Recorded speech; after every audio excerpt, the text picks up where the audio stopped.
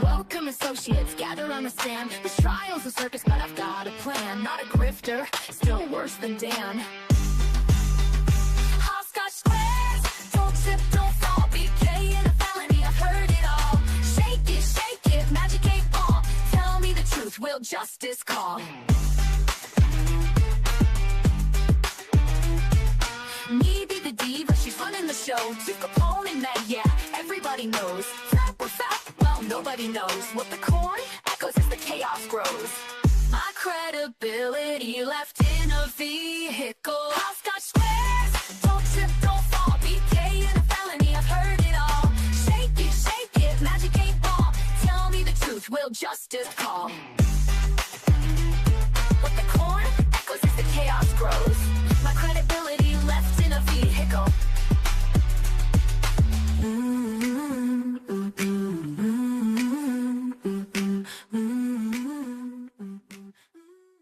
I was sleeping. Yo, every time, dude. That's the best. I thought about him last night because I was not sleeping. I was mad. I couldn't sleep either. I woke up at like 3:30 this morning. Didn't go back to bed until 7:30. Then woke up at 9. Went to the bank. It was all messed up today. Yeah, I just couldn't fall asleep, and I knew it. Like I knew when we went to bed. I was just like, oh, I'm tired, but I can just. I'm tired. I'm tired. I can just tell that sleep is not coming. So I was like, rude. Toss and turn all night. Anyway, what's up, everybody? I hope that you had a great 4th of July if you were celebrating it. We got rained out, but it was fine. Well, it rained right after all the fireworks around here. Not here. Because I'm close to Providence, so like Providence had their I heard all of their the last part of the fireworks where it just continuously goes off, the finale. Yes. And then legitimately right after that, I went outside, downpour. I was like, nice. So we actually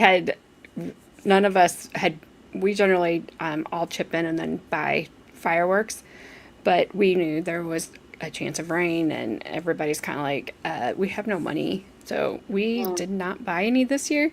And it's funny because Brandon and I were talking about it and he's like, it's like America, 250th birthday, and this is the most subdued 4th of July we've ever had. And I said, I know, I thought about that too. But it rained here, and then it stopped, and then, it poured, and we're all just huddled under a tent. I'm like, this is safe. Yeah. We're under 2 tall trees and a tent. I don't know what says safe other than that. And so then it quit, and then it dropped to... the humidity was gone. And then, beautiful. It was kind of cold, almost chilly because it's been so hot here. And then we saw there was getting ready to be another round coming in. So we all kind of headed home. Yes, I was really tired all night. Flashman, you'll like this next story. So, oh, Lord. Friday, my husband's off, so we, it's kind of a lazy morning, and then we went and had breakfast, and while we were eating breakfast, got a text message, we didn't have any power. Like, seriously? Why? It's sunny. There's no storms. There's nothing. What is wrong? So we were without power. Slight breeze. I guess. So we were without power till 1:30 in the afternoon. So it finally comes back on. Saturday night, we go home. We put everything away. We go to bed. We're just laying there watching TV. And we hear this weird noise. And we can see this flash. The transformer didn't blow up, but you hear this I don't know, just power surges, and then out. Dang. And my husband, he's like, I am so over this. I said, I'm kind of beginning to wonder if they put everything together so fast after the tornado came through that they just, something's not working, obviously. Yeah.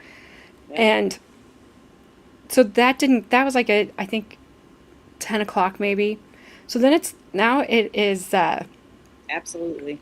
we do have a generator. We don't have a whole house generator because if I had a rich uncle, but I don't. I'll tell you. Everyone around here has that, where when the power goes out, it automatically kicks on. Yeah, we don't have that. And our generator is a whole house one, but it does. We have to hook it up. It's a gas one. Yeah, we have to You go gotta, hook hook it up. Yeah, that's what ours is. But it can't run our AC. It's not big enough to do that. We can run the no, it can. refrigerators and keep that important stuff going, but we can't run the AC. I'd rather not run the refrigerator and run my AC. Thank you. I'll unplug that mother effer. Like that happened, if we lost power with this goddamn, we'll shut everything off. Oh, The wait. ACs. There you are. You went away for a second, Oh, my bad. but you're here. Hello, whoever. Yeah. So I don't know. It was like 1:30 in the morning or so. I hear that noise again, and it does the same thing. So there's 3 weird noises and 3 flashes, and then everything is off. And so I assume they tried to turn it back on or whatever. I don't know what happened, but they did finally get that fixed. And whatever that was, I don't know. And then we have been, knock on wood, we've had power since then. I do. I did it for you. So, but Thursday, finally, 2 weeks, everything around here cleanup-wise has been just at a dead, full stop, period. Nothing going on. Thursday, the insurance adjuster finally got here to look at everything and look at our roof, whatever. Rough? Rough. It's kind of silly. I get it. I understand it. That's how I would say it, and then my husband would be like, "Why does the roof bark?" Yes, it does. And I'd look at him with a side eye. Okay, smart ass.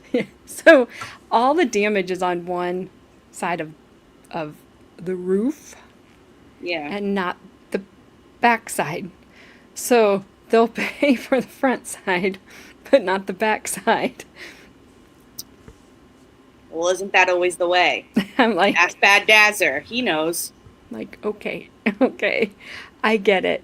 I get it. I understand. As from a business perspective, I understand. We have never ever had a homeowner's claim ever.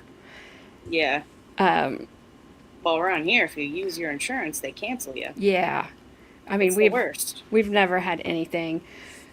So it's, I mean, we've not seen the backside.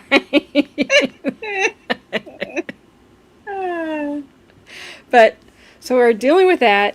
One of my husband's friends that used to have a contracting business, he brought some of his equipment out. So they are here working. So you may hear Rue, as you usually do. Barking. It may be more than normal over the next couple of weeks because he's using his equipment to move all the big stuff that it was going to take us forever to get through. Right. So they're doing that. I have no idea how long all that's going to take. And then when they they came and measured for the roof today. So whenever that starts happening, I don't know when that's going to be. If it is the Good day. thing you're in the basement. You might I hear think you'll the bang, still bang, hear bang, it. bang, Yeah. But I think you'll still hear it if they're still working. So when we get there, I'll remind you. But anyway, if Rue's a little bit more barky than usual, that's why. Because I told Todd, I said, sorry, my other half today, Mr. that Graham, yes, that I said the roof guy and your friend delivered, like he delivered his equipment and then they came to measure the roof at the same time. I seriously thought the dogs were going to have a heart attack because they didn't know which way to bark and they're hearing stuff on top of the house. And then I was was like, just They're it's fine. looking slightly up but to the left, and they're like, wait, one eye's pointing down, one eye's pointing up, and their heads like at a tilt. They're like, what is happening? They have no idea. They watch him through the front door go up the ladder to go up on top of the house, and they are just having a fit. I'm like, it's fine. It's fine. Like, where the hell is he going? I'm sure that it's so funny that like dogs do that because they're like, I feel like their brains are like, I didn't know you could walk up. Yes. Like, you know what I mean? Like, and the dogs are probably like freaking out, like, Joe, what are you doing? Where'd he go? Like, Where'd they go? I can't believe he can walk up. Like, Yeah. how does that happen? You know? And they sound just like they're just going to tear somebody from limb to limb. You know, I mean, they just are just sure. like, we have to protect the house. It's fine. Yeah. They're just going to hear banging on the roof for like a few days. That's going to be funny. And then they dropped something while they were up there. So it was so loud. The dog's like, Oh, I guess I'm like, oh my gosh, I just got him calmed down. I was like, whatever. It's fine. Rue's like, I know they're up there. I saw them walk up. I saw them ascend. What's up, Bree? Bree is in my pool with Mad Dog because I told her, I was like, why didn't you bring your suit? And she said, I'm not getting in. She got in.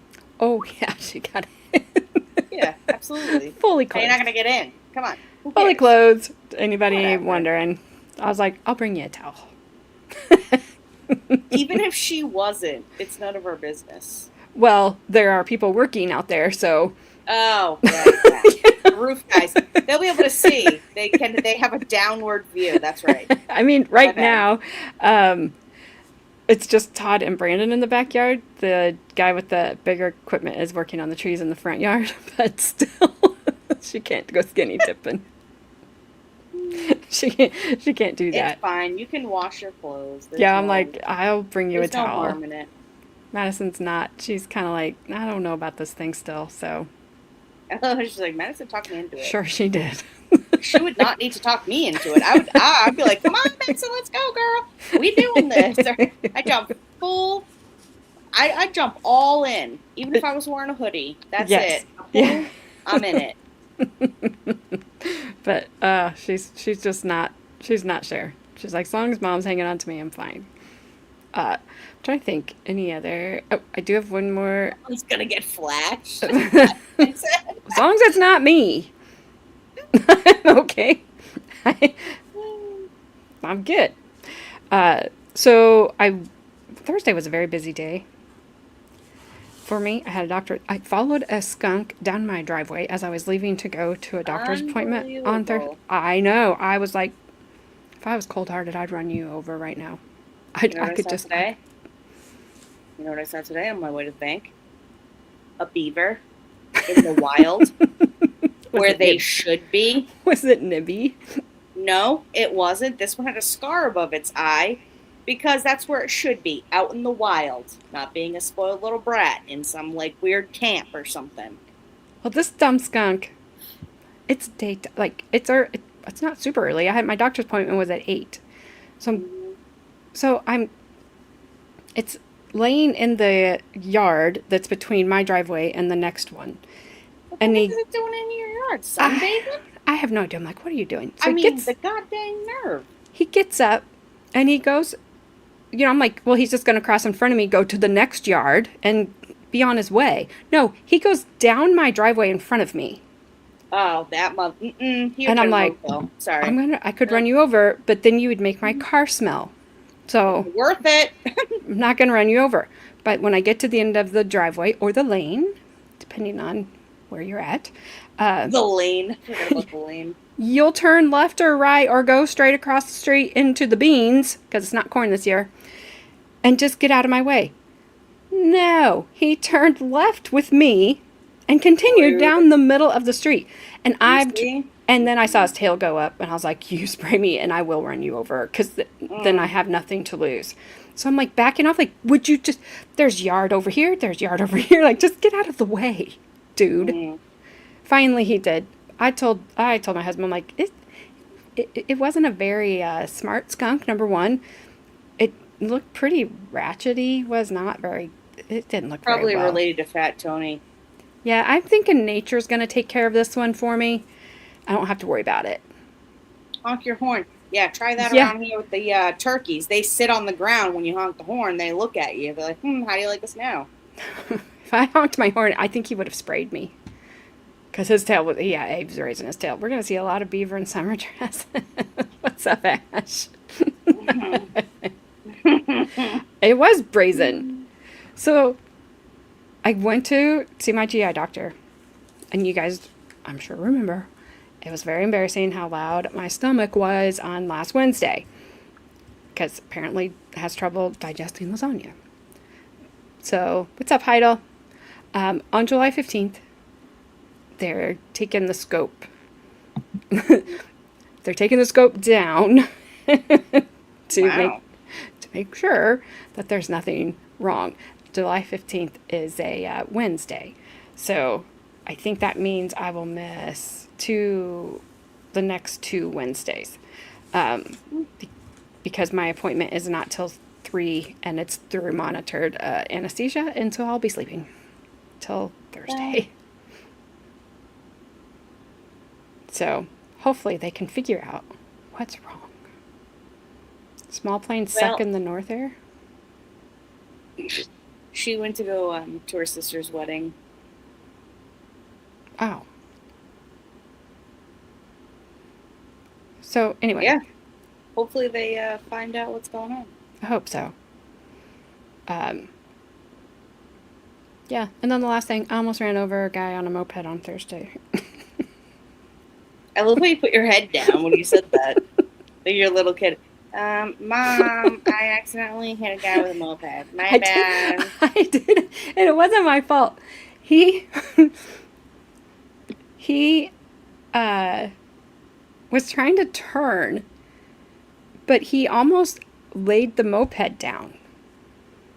And so I like hit my brakes because I had car beside me, so I couldn't go around. And he did not. He caught it. But he was trying to carry this big box of something. I have no idea. That almost fell. This is what I mean. They're not properly balanced. They're trying to carry a freaking shed on their back on a dang moped. He was doing too much. He caught it.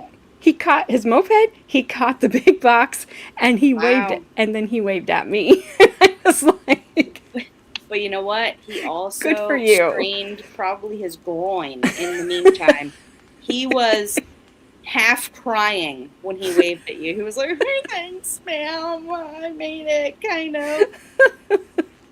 And I did not hit him. I was happy, but man, I was like, I need to go home. There's a lot going on today.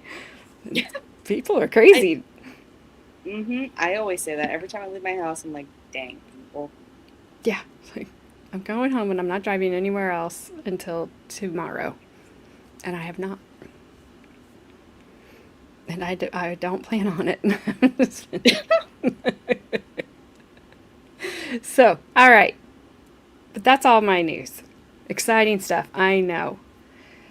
Oh, yeah. Except I was going to tell you. So on the 4th, we don't have power, right? And it's raining and it's thundering and it's lightning. It's like that lightning it's just really vibrant lightning. Yeah. So people around here are America, rednecks, out in the lightning, letting off fireworks. Oh, hell yeah. I mean, it went on for hours, and the poor guy in the electric truck coming to fix our power with whatever's wrong with it is probably trying to figure out what the problem is and can't because the lightning and the fireworks. Well, fireworks are illegal in Massachusetts. Oh, you can't let any off? Well, people do, because especially where I live up right on the border of Rhode Island and Mass, and they're legal in Rhode Island. So Rhode Island, I just drive 2 seconds down the street, and they do pop-up tents to like sell fireworks. So people come to Rhode Island from Massachusetts all the time, and they can go to New Hampshire because they're legal in New Hampshire. They set them off all the time in Massachusetts, but the cops basically play, tag, you're it, gotta catch this guy, gotta catch that guy. I think you get fined and stuff. They're like, I saw nothing. Yeah.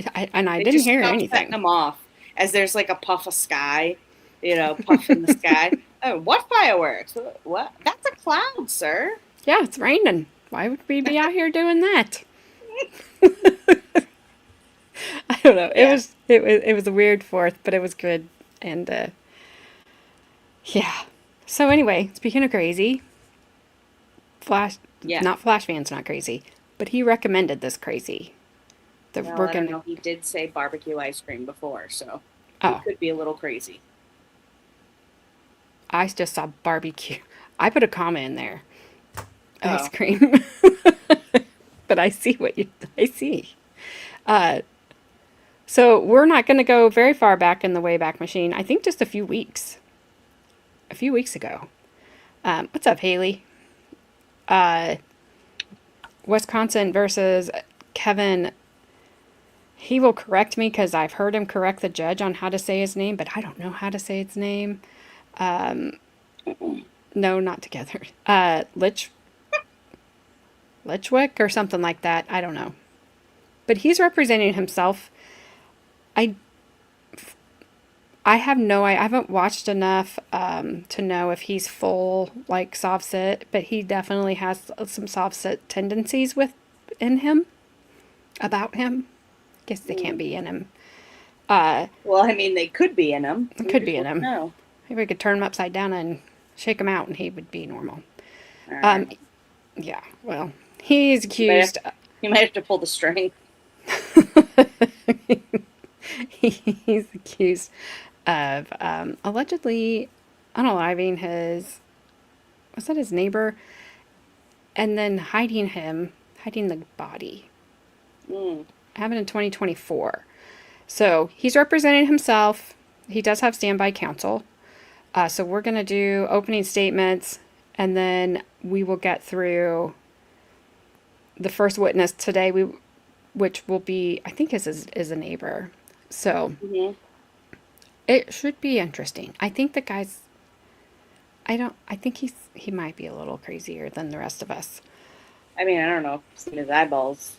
He's kind of scary looking at me. Looks like he hasn't slept in months. This is in Waukesha County, Wisconsin. In Of course it is. Darrell Brooks Court. It's not the judge from the Brooks trial. It's Judge David Maas. It's Maas. I did not, Flashman. I'm just trying to figure out how I needed to divide this up. So I'm good. Thank you. Because Flashman helped me on this. So I do appreciate it. It won't take, it's a short trial, so it's not going to take us too terribly long to get through. I went past jury instructions. You're welcome. Hallelujah. You know what? I knew I liked you for a reason.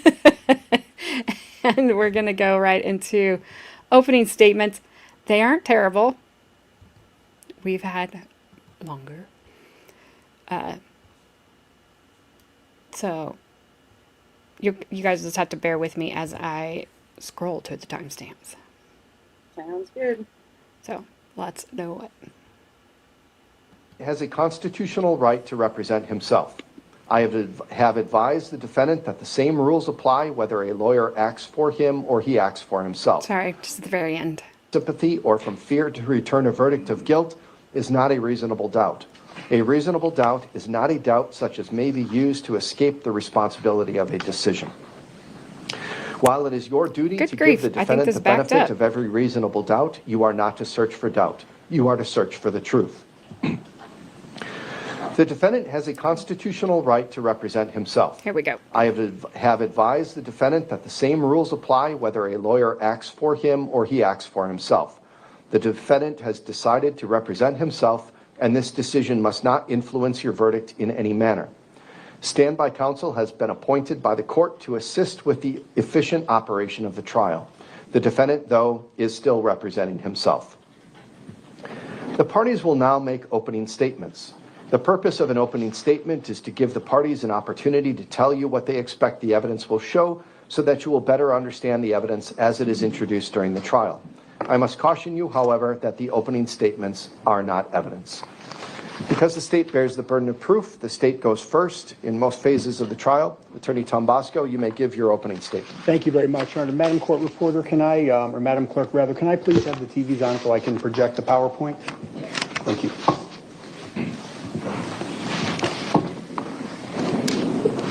Thank you very much. May it please the court, ladies and gentlemen of the jury, this is why we're all gathered here today in this courtroom, for Carlos, to figure out what happened to Carlos, because the evidence is going to show that on April 14th, 2024, this defendant, Kevin Lychwick, murdered him. He shot him twice, once in the torso and once in the center of Carlos's face. This is a picture of Carlos. This was a much better day for him than April 14th, 2024. And I think it's important before we talk about the facts of this case to give you a little bit of information about who Carlos was as an individual in life before we talk about what tragically happened to him. Carlos lived in an apartment at 1512 East North Street here in Waukesha. It's actually just a stone's throw away from this courthouse. It's just down the hill. Some of you may have even driven past this apartment complex when you came to court a little bit earlier this morning. Carlos was just 55 years old on the day that he was murdered. He had goals in life. He was planning to start his own business. And he was very, very close with his daughter, Talisa. In fact, him and Talisa enjoyed going to different restaurants together. They enjoyed going to different Mexican restaurants. They enjoyed trying chips and salsa from every single Mexican restaurant that they went to, and that's how they would determine whether a restaurant was a good one or not. The relationship between Carlos and his daughter had never been better at the time of this incident, before he was tragically taken in this case. April 14th, 2024 is the day that the evidence in this case is going to show when this homicide took place. What you're going to hear is that on that particular morning, the evidence will show that Carlos got up that morning and went to a hardware store where he made a purchase. We know this because there was surveillance footage that captured him at this particular hardware store. We also know from his bank statements that he made a purchase on April 14th, 2024. We also know that after he finished his transaction at the hardware store, he returned to his apartment. And we know this because there was an apartment manager. Her name is Glenda Rose, and you're going to hear from her very early on in this case. She'll be one of our first witnesses. She actually witnessed Carlos in the garage area of the apartment complex cutting wood, and she actually greeted him. So we know that he made it back from the hardware store to the apartment complex where he lived. Unfortunately, after Glenda saw Carlos in the garage area, Carlos was never seen alive again. And despite many family members, including Talisa, his daughter, trying to figure out where he was, nobody heard from him. Talisa actually reported him missing, because it was out of character for Carlos to actually not contact his daughter. This was something that whenever Talisa called Carlos, at this point, Carlos was always very prompt in terms of getting back to her. So the fact that she had attempted to call her father and he hadn't gotten back to her, that was very suspicious. So there was a period of time in which several months, nobody knew where Carlos was. Nobody had heard from him. We were trying to find him. And October 30th, 2024 is when we made a very startling discovery. What happened on that day and what the evidence will show is that there was a gentleman named Nathan Poley. Mr. Poley is a resident at 1512 East North Street, the same apartment complex that both Carlos and Mr. Lychwick lived at the time of this murder. And Mr. Poley was also a maintenance worker at that particular complex as well. And so what Mr. Poley was doing on this particular day was he was doing some yard work in the wooded area behind this particular apartment complex. So to give you a little bit of a sense of what this complex is like, this is a two-level complex. There's units on the ground floor, and then there's a second level, and then there's additional apartment units on the second level, and then bordered to the back of that complex is a giant hill with some woods in the back area. So Mr. Poley was in this wooded area. He was doing some yard work, and he came across this blue tarp that you see depicted in this photo.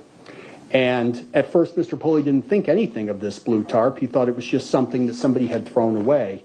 But as he got a little bit closer to it, he made a shocking discovery. Underneath the tarp was Carlos's remains. And the tarp was covered, you're going to hear, in sticks, branches, and other foliage, almost as if the person who had set it there did so intentionally in order to hide what was under that blue tarp. The police get called because Mr. Poley reports what he found to the apartment manager, and the police are called, and the police respond to the scene, and ultimately Carlos is determined to be the individual whose remains were found under that tarp because dental records were able to positively identify him as such.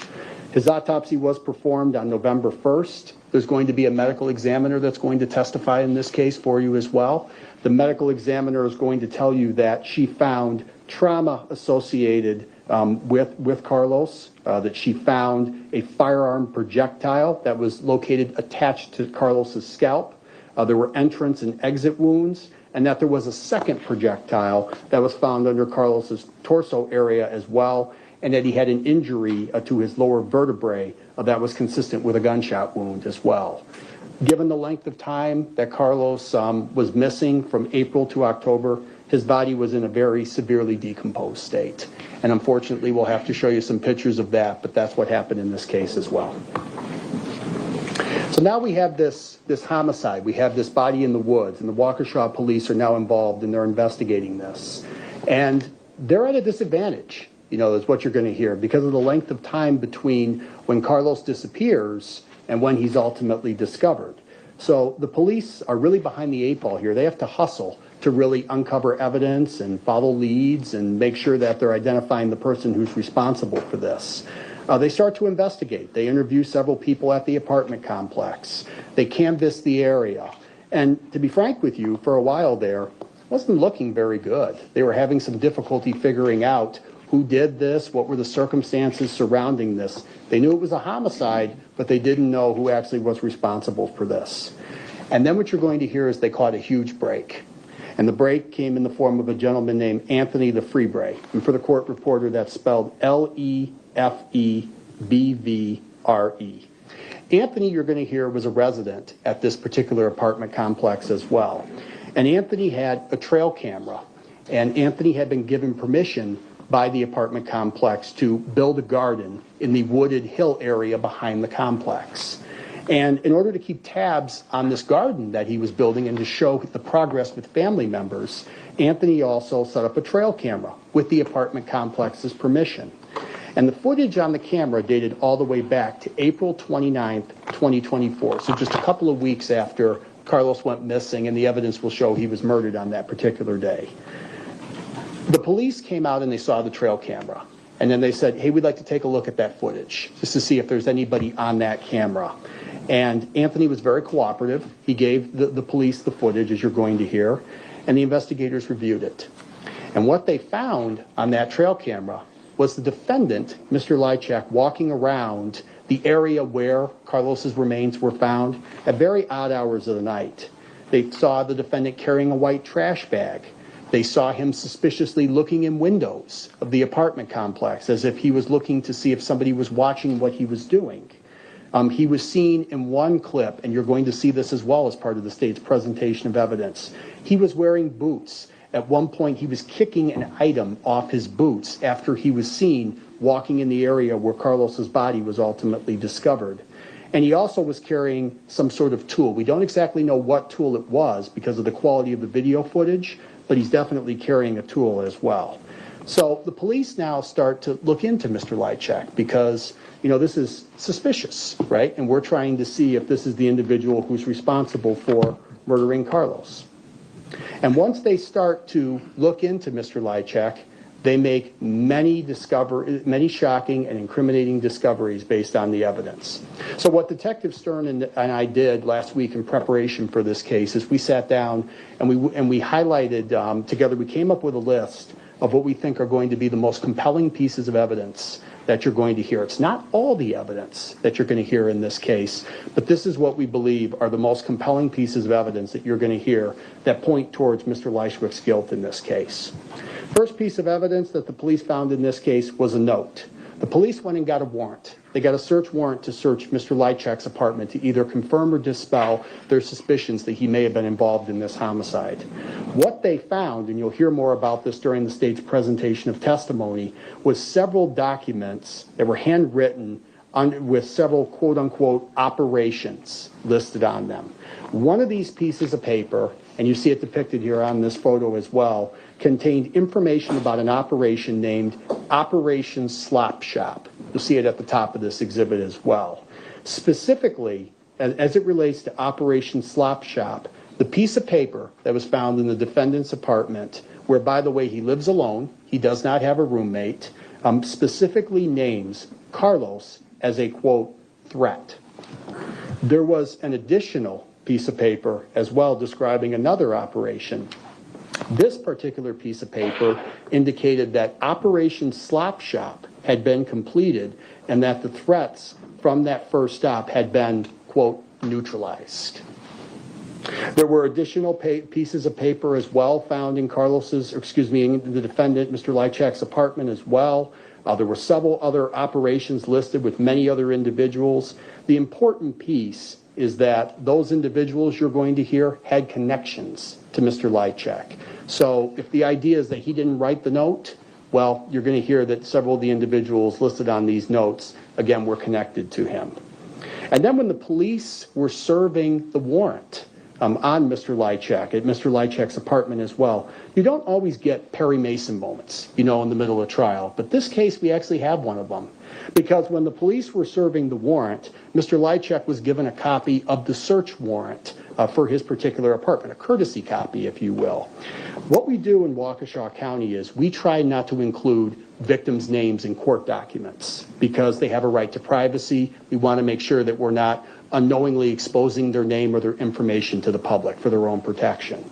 So the search warrant that was given to Mr. Lychwick only said victim A. That's all it said, victim A.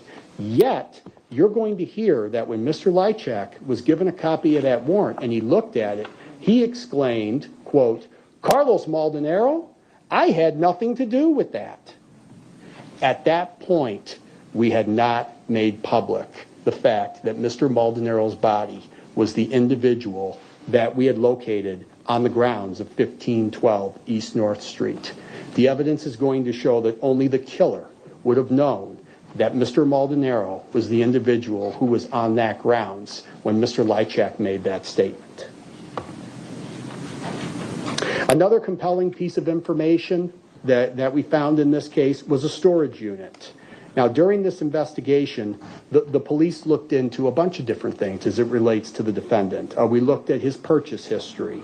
We looked at how he was spending his money to see if there was anything that was suspicious as well from an investigative standpoint. Mr. Lychwick was on a pretty tight budget. This is what we found from looking at his banking records. He was living on SSI.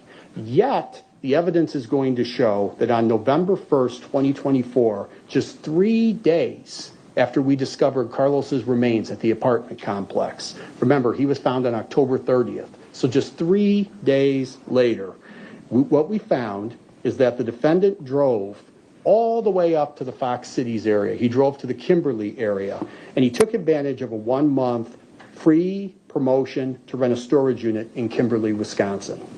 We know that on November 1st, from what we found in his phone, that he was spending hours searching for storage units here in Waukesha County. We know, as I stated, he was on a tight budget. He was budgeting about $50 for gas. This trip, round trip to go from Kimberly back to Waukesha County would have greatly blown through his gas budget. Yet, we know that he went all the way to Kimberly, and you're going to hear from the representatives from the U-Haul as well, and he rented that storage unit. Okay? But he didn't rent it for very long because 1 month later, after the free month had expired, and you're going to hear evidence to this effect as well, the defendant is seen on surveillance footage going back to the U-Haul storage facility and closing out that U-Haul unit that he had rented. Again, you're going to hear from an employee who helped him with that process. You're going to hear that the defendant was in a rush. He wanted to get out of there as soon as possible, and he cleared out the entirety of that storage unit as well. And then he made his way back to Waukesha County. What he didn't know at that time was that the police had obtained a GPS warrant for his car. So when he left Waukesha County and traveled to the Fox Cities, the police were following him. They wanted to see what he was up to. And so what they ultimately did was they effectuated a stop, and then they seized the vehicle that he was driving as well, from Outagamie County all the way back to Waukesha County. And then they found the holy grail of evidence. The evidence is going to show in the defendant's vehicle. They found in the trunk of his vehicle, after they went and got a search warrant, by the way, so they seized the vehicle, but the police then went and got a search warrant. They searched the trunk of his vehicle, and they found, and you see it depicted here at the bottom of this picture as well, a 1939 Luger firearm. And the police did two things with this particular firearm. They're going to be very, very important in this case. The first thing they did is they packaged up this firearm, and then they mailed it to the state crime lab, in Milwaukee. And there's an individual who works at the crime lab by the name of Jessica Crawford. She's a firearms and markings expert is her title. And so what she did, and you're going to hear from her as well throughout this case about her process as well, you're going to hear that Ms. Crawford tested this firearm and found, despite it being a very old firearm, that it was fully functional. It was working just fine. It was capable of recycling rounds through and firing bullets. But the other thing, and this is perhaps even more important than the fact that the Luger was fully functional, Ms. Crawford took two projectiles that we recovered from Carlos. The one that came out of his head from the autopsy, and then the one that was found under him in the tarp where his body was discovered at the apartment complex. She had both of those projectiles. And then she had, in addition, her own library of ammunition that she had in the lab as well. So she test fired the rounds that she had from her library of ammunition, and then she compared those rounds with the two projectiles that we know went through Carlos. And what she found and what she's going to testify to is that both projectiles bear markings that are similar. And when a gun is recycled through a firearm, through the barrel of a firearm, it leaves certain markings so that you know that it came from that particular firearm. Never has it happened in the history of firearms that a bullet has bared the same markings, and she will tell you this, that came from two separate guns.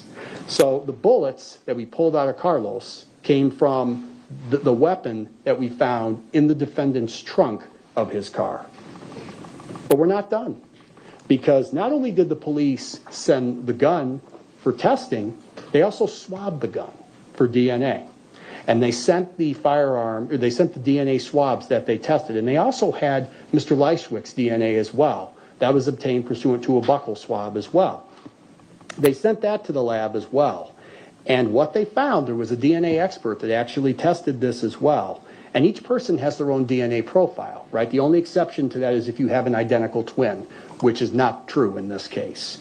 Mr. Lychwick's DNA profile was found on that murder weapon that was in his truck, or it was in his vehicle, And what you're going to hear is that it was a single source DNA profile, not a mixture where multiple people are contributing to this profile, but a single source DNA profile. And that the lab's conclusion was that there was very strong potential for inclusion, that Mr. Lychwick's DNA was the profile that was found on that murder weapon.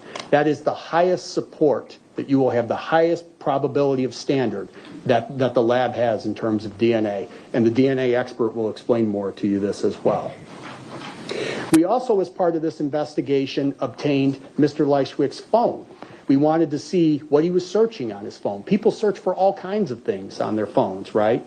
And we found some very incriminating searches on his phone as well. First and foremost, a brief just housekeeping matter regarding the email address. Conrad Lychwick, you're going to hear a testimony in this case that although the defendant's legal name is Kevin, he prefers to be called Conrad. In fact, you're going to hear that he would correct people when they would call him Kevin rather than Conrad. So not only do we know that this is his phone, because we wrote a warrant and were able to look at what he was searching, we also know that that's his email address. And so that was associated with his phone as well. And what we found when we looked at his phone was some very suspicious findings. 1 week just 1 week after Carlos was never seen again, was never heard from. We have the defendant searching carcass movement, processing and disposal. How can I dispose of spoiled food safely? Large plastic bags and where to find them. Maps of landfill in Wisconsin. This is very suspicious, and from the state's perspective, we believe the evidence will show that this is because he was making certain measures to see how he could dispose of Carlos's body after he had killed him. And there were additional certain things on his phone that were incriminating as well. November 25th, 2024, he went to Google, his phone went to Google and searched Waukesha news for November shooting. There had been no shootings in Waukesha County at that time, and we hadn't made public the fact that Carlos's death was by virtue of a shooting as well. Once again, much like the comment that he made during the execution of the search warrant at his house, only the killer would know this sort of information. So, ladies and gentlemen, there's 2 counts, as Judge Moss just explained to you. There's first-degree intentional homicide, and then there's the second count of hiding a corpse. I'm not going to spend a great deal of time on this as well. You'll get the full jury instructions at the conclusion of the case at the evidence. But I just want to just define a couple of these terms for you as you listen to the evidence. So the term cause, the first word in that, means that the defendant's conduct was a substantial factor in causing Carlos's death. Well, the evidence is going to prove to you that he shot him twice. Shooting somebody twice, once in the face area, pretty obvious, right? That's going to cause somebody to die as a result of that. And then intent to kill, again, you have the mental purpose to take the life of another human being, or you're practically certain that your conduct is going to cause the death of another human being. Again, I've already touched on this. We have the notes from the apartment talking about operations and neutralizing specific targets. I didn't use the word motive, and Judge Moss already explained this to you. I'm not going to repeat that. Motive is different from intent. We have to prove intent to you, but we don't have to prove motive. Now, that's stated more simply, we don't have to prove why he did it, but we have to prove that he did it and he acted with intent. And you'll get a jury instruction on that as well. And then we have the second count of hiding a corpse. You see the elements up there as well. You're going to hear from Detective Stern in this case. I've already touched on this about the location of the pile that had Carlos's remains in it.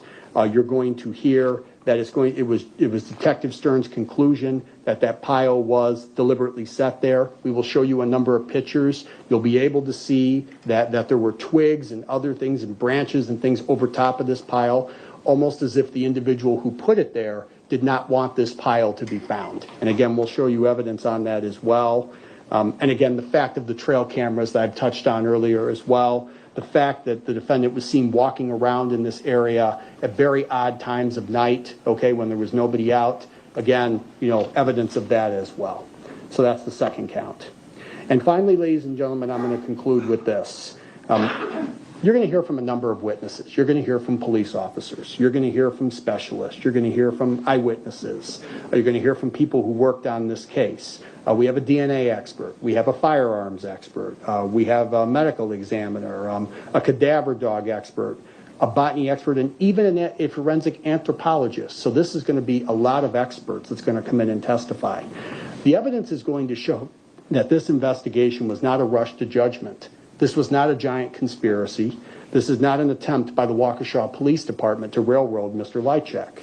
The police put a lot of time and a lot of effort into this case, and it was ultimately the conclusion that they had by following the evidence that Mr. Lychwick was the individual who was responsible for murdering Carlos in this case. It's the conclusion that is only supported by the evidence that we're going to present to you. And as we were sitting down and thinking about what is the most, proper or perhaps the best framework to present this, we came up with the idea of a puzzle. When you sit down to do a puzzle and you put the first couple of pieces in this particular puzzle, you may not be able to see, the full picture of the puzzle. But as you add pieces to it, and in this case, the pieces would be the evidence that we're going to present to you, and you hear more and more about the evidence that we have and how we present it in, then you start to see the bigger picture emerges. The puzzle starts to come in full focus. And that's what this case is. So Googling, for example, how to dispose of spoiled food safely, may seem pretty innocuous. But when you consider all of the other evidence that we're going to present, What it is it shows, it's one more piece of the puzzle showing that Mr. Lychwick is the individual who's responsible for the murder in this case. And I'll leave you with this. When you've heard all this evidence, and we've had an opportunity to address you in closing, and we're going to come before you and ask you to find Mr. Lychwick guilty of both of these serious counts in this case, I want you to keep in mind all the evidence that we're going to present to you. Because for all this evidence that we're going to show you, and I haven't shown you everything, right? We've just shown you some of the most compelling pieces of evidence. For all this pieces of evidence to be true, and for Mr. Lychwick not to be the individual responsible for murdering Carlos, he has to be the unluckiest man in the world. Thank you very much, ladies and gentlemen. Thank you, Attorney Tom. Just wanted to note, he says Lychwick, and then he says Lychwick. Lychwick. Lychwick? It says Lychwick? He says lion that, piece of shit? Is that what he said? He says that as well. As well. Oops. He says it two different ways too. That's what I was trying to. I was trying to get to that. Well, shit, exactly. You know, I was saying that in my head when I heard her say that. I said, well, shit. I mean, she already done said it, so let's roll with it, you know? Nobody knows how to say his name. I agree. I thought, I mean, he said Lychwick for like ever. He did, and then he switched it up. He switched it up to lie shit. So he's a lying piece of shit? Is that what is it? I don't know.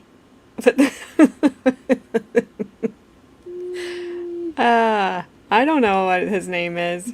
Let me consult my lie shit. Yeah. Flashman says he doesn't know what his name is. The defendant doesn't even know what his name is. I did want to come back and address that. I think they're going to remain seated because I think my guess is the defendant was in custody at the time and he can't get up. So that's my guess. So they'll be seated this time. One thing I didn't like about, I know it's not evidence, that I didn't like about the opening statements is this. I don't. When he said never, like this is never, it's going to show that this never happens. Don't speak in absolutes. A lot of people have been taken a projectile through the face and lived. I mean, yeah.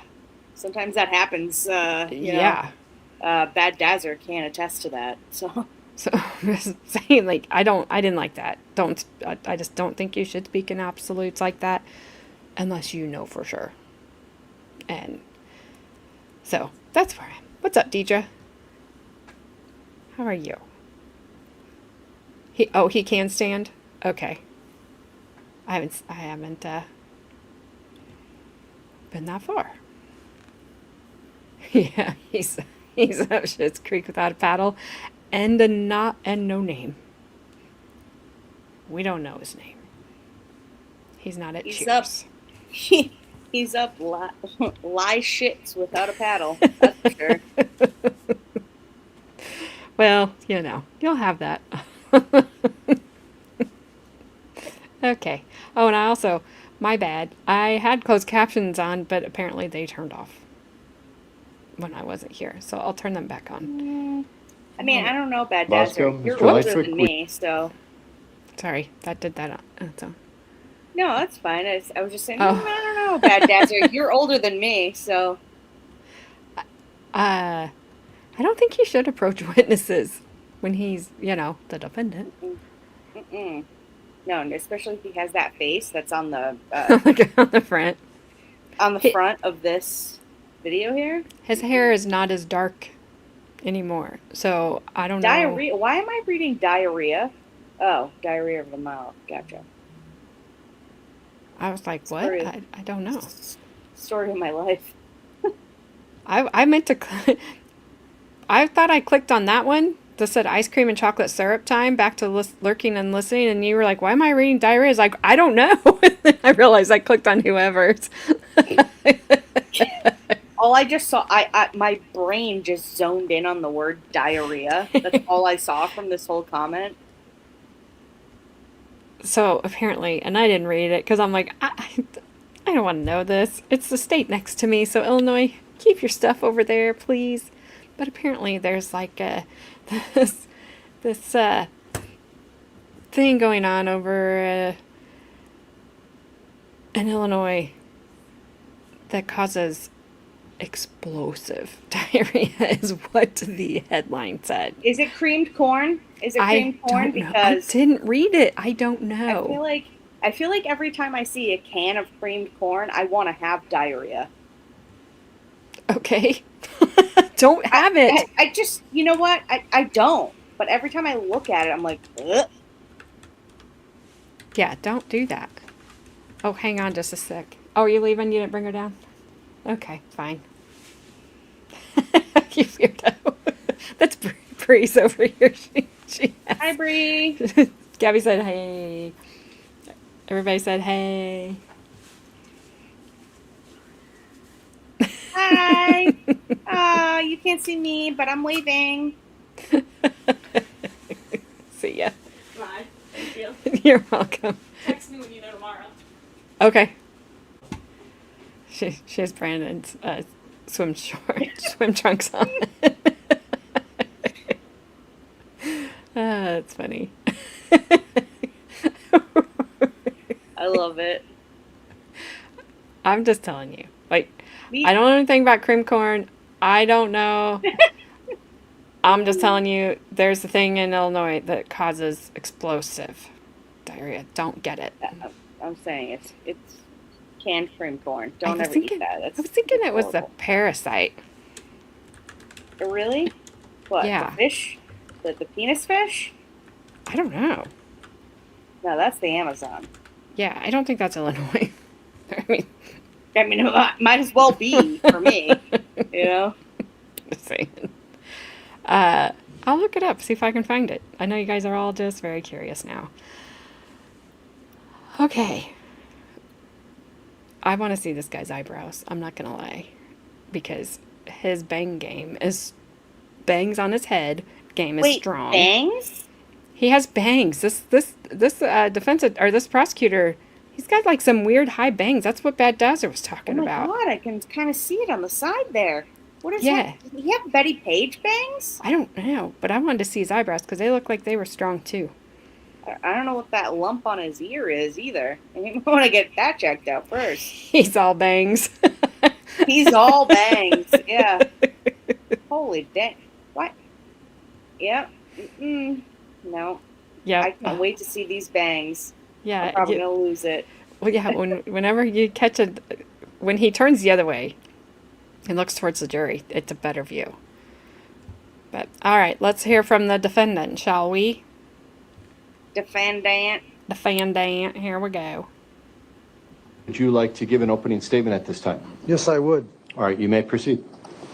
Ladies and gentlemen of the jury, quite simply, I am not guilty of this crime. I feel sorry for my poor neighbor, but I did not know him well enough to have any animus against him even, and I have never killed anyone in my life. The largest warm-blooded animal that I've ever killed was a skunk that walked in front of my car by accident years ago. I am not a killer. The police in this matter have a largely circumstantial case. I don't know how exactly they circumvene on me, but I simply did not do this. I am unprepared for this trial. I am in poor health. I was in poor health and doctoring at the time that they arrested me, and they knew that. The police have made gross exaggerations in their reports, and I do not recognize that firearm. This is the first time I am seeing a picture of the firearm used in this murder, and I do not recognize it. That was not in the trunk of my car when they stopped me. They did not have a warrant when they stopped me. Objection. The objection is overruled at this time. The warrant was discussed in the state's opening. Mr. Lychwick, though, I will remind you that you're venturing a little into argumentative territory. So I want you to just focus on what you believe the evidence will show, and you can infer arguments in your closing arguments, okay? All right? Go ahead. I caught some gross exaggerations immediately with the prosecution's opening statement here. They're telling you that Detective Stern had presented me with a copy of the search warrant, which he did when they went and destroyed my apartment. And in the search warrant, Mr. Carlos's name was on the search warrant. And I knew everyone in our building there, down at the bottom of the hill here, knew that Mr. Carlos was being looked for, that he was missing. Detective Pavlik of the Waukesha Police Department took an initial statement from me the night that they were examining the crime scene when I was returning from a social engagement. I gave my statement to him, and he asked me if I had seen Mr. Carlos around anywhere recently, and I told him, of course, that I had not. This is a gross exaggeration. I don't know how the detective can wear his badge with honor and blow something like this out of proportion and use this as an excuse to center on me in this affair. I was never walking around in the area where the poor man was found. I was never in that area. And yet the state is telling you that I was walking in the area where the poor man was found. I was not. I was never in that area. Quite the contrary. The man who discovered the body and was an initial suspect of this crime, Mr. Polly, who is now missing. Objection, relevance. Mr. Lychwick, I'm going to sustain that objection. I'm not sure how the testimony is going to come out regarding that, but I think that's something that's outside the scope of this trial. So I want you to focus on the evidence that will be shown in this trial. You may proceed. I would like to say that Mr. Polly was the one who was... Objection. I don't know what his next statement's going to be. What were you going to say, Mr. Lychwick? You want to say that Mr. Polly is... Mr. Polly, a very suspicious character in this building to begin with, was seen quite frequently in the area where the poor man was found, where the remains were found of this poor man. Hang on one moment. Attorney Tombaska, are you objecting to that statement? Absolutely. Why is that? Because it's contrary to this court's pretrial rulings regarding Denny evidence. Mr. Lychwick, I'm sustaining that objection. At this point, I want you to focus on the state's opening, your opening, the evidence that you believe will be presented, and I'm reminding you of the scope of some of my pretrial rulings about what can come in and what cannot come in into evidence. You may proceed.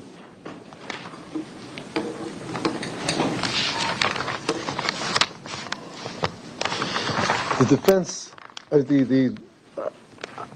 in my defense here, you know, the prosecution is maintaining that Mr. Lefebvre's camera captured me walking around in the area that I lived in. I had reasons for being out the few times that I went out at night. As anybody, I'm living in a wilderness area. We're not allowed pets in my buildings. I put food out for the rabbits. I carry a rake to clean up the area under the tree where I leave the lettuce rinds that I give the rabbits. I also curious as to where the local possums that are supposed to hang out in our pine trees live. And I was accused by the prosecution here of carrying a firearm when I was out, as you'll see in the videos that Mr. Lefebvre took with his trail camera.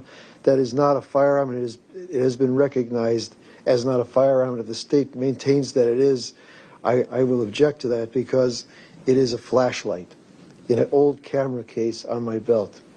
I did not walk around with a pistol. I did have a pistol in one of the bags that they found during their illegal car stop, and it was... Objection. The objection? Again, he's violating the court's pretrial ruling. Okay. Mr. Lychwick, there were motions heard before the trial about legality and illegality of any searches. The court has made a ruling that the searches in this case were valid and they were constitutional. So I'm not going to permit arguments that the searches were not legal. You may continue. Well, the police did not have a search warrant at the time that they took my car. Objection.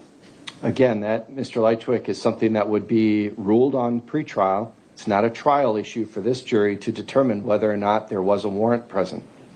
You may continue.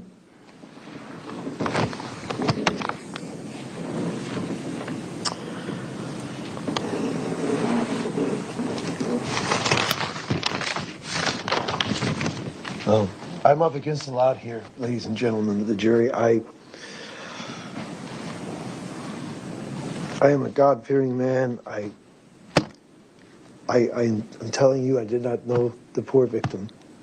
I did not even know him to where if I saw him in a store or he saw me, we would have said anything to one another. It is a 16-unit apartment building. We have multiple people living in each unit, and I have my lady friend, and I spend a lot of time away from my 16-unit building, doing my own business, minding my own business. We all are good people in that building. We mind our own business. As I told the Channel 4 reporter who interviewed me shortly after Mr. Carlos was found, and this whole thing blew over. And as I told Channel 4, Leslie Clough of Channel 4, who interviewed me, this whole thing was bizarre. Right around Halloween, they find the poor man, and nobody heard anything or saw anything. It was just bizarre. And as I told Ms. Clough, we're all good people in the building. We mind our own business. We're on different schedules. Again, as far as me and the victim go, I really never saw him that much. The closest look I've ever had of him was at the picture they just showed on the screen this morning. There was another misstatement made by the prosecution, and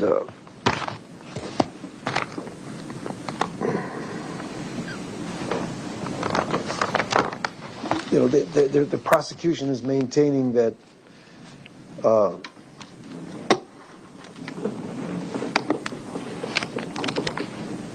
that I wrote some that they had evidence of the victim's name in my apartment written on a piece of paper. That is totally false. I had nothing at all with the victim's name on it. I did not know the victim that well. I'm sure he was a very nice man and everything, but I would have liked to have known him probably, but I simply did not. We were all on, I say again, different schedules, moving around on different time frames and timelines. I am acting as my own defense because... Objection.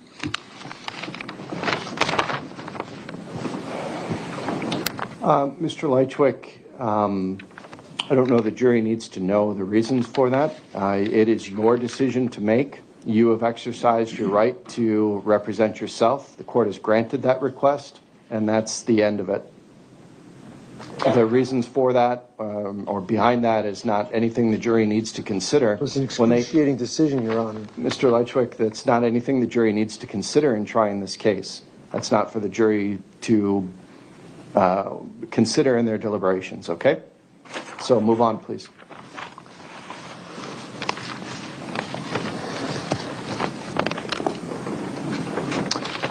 Well,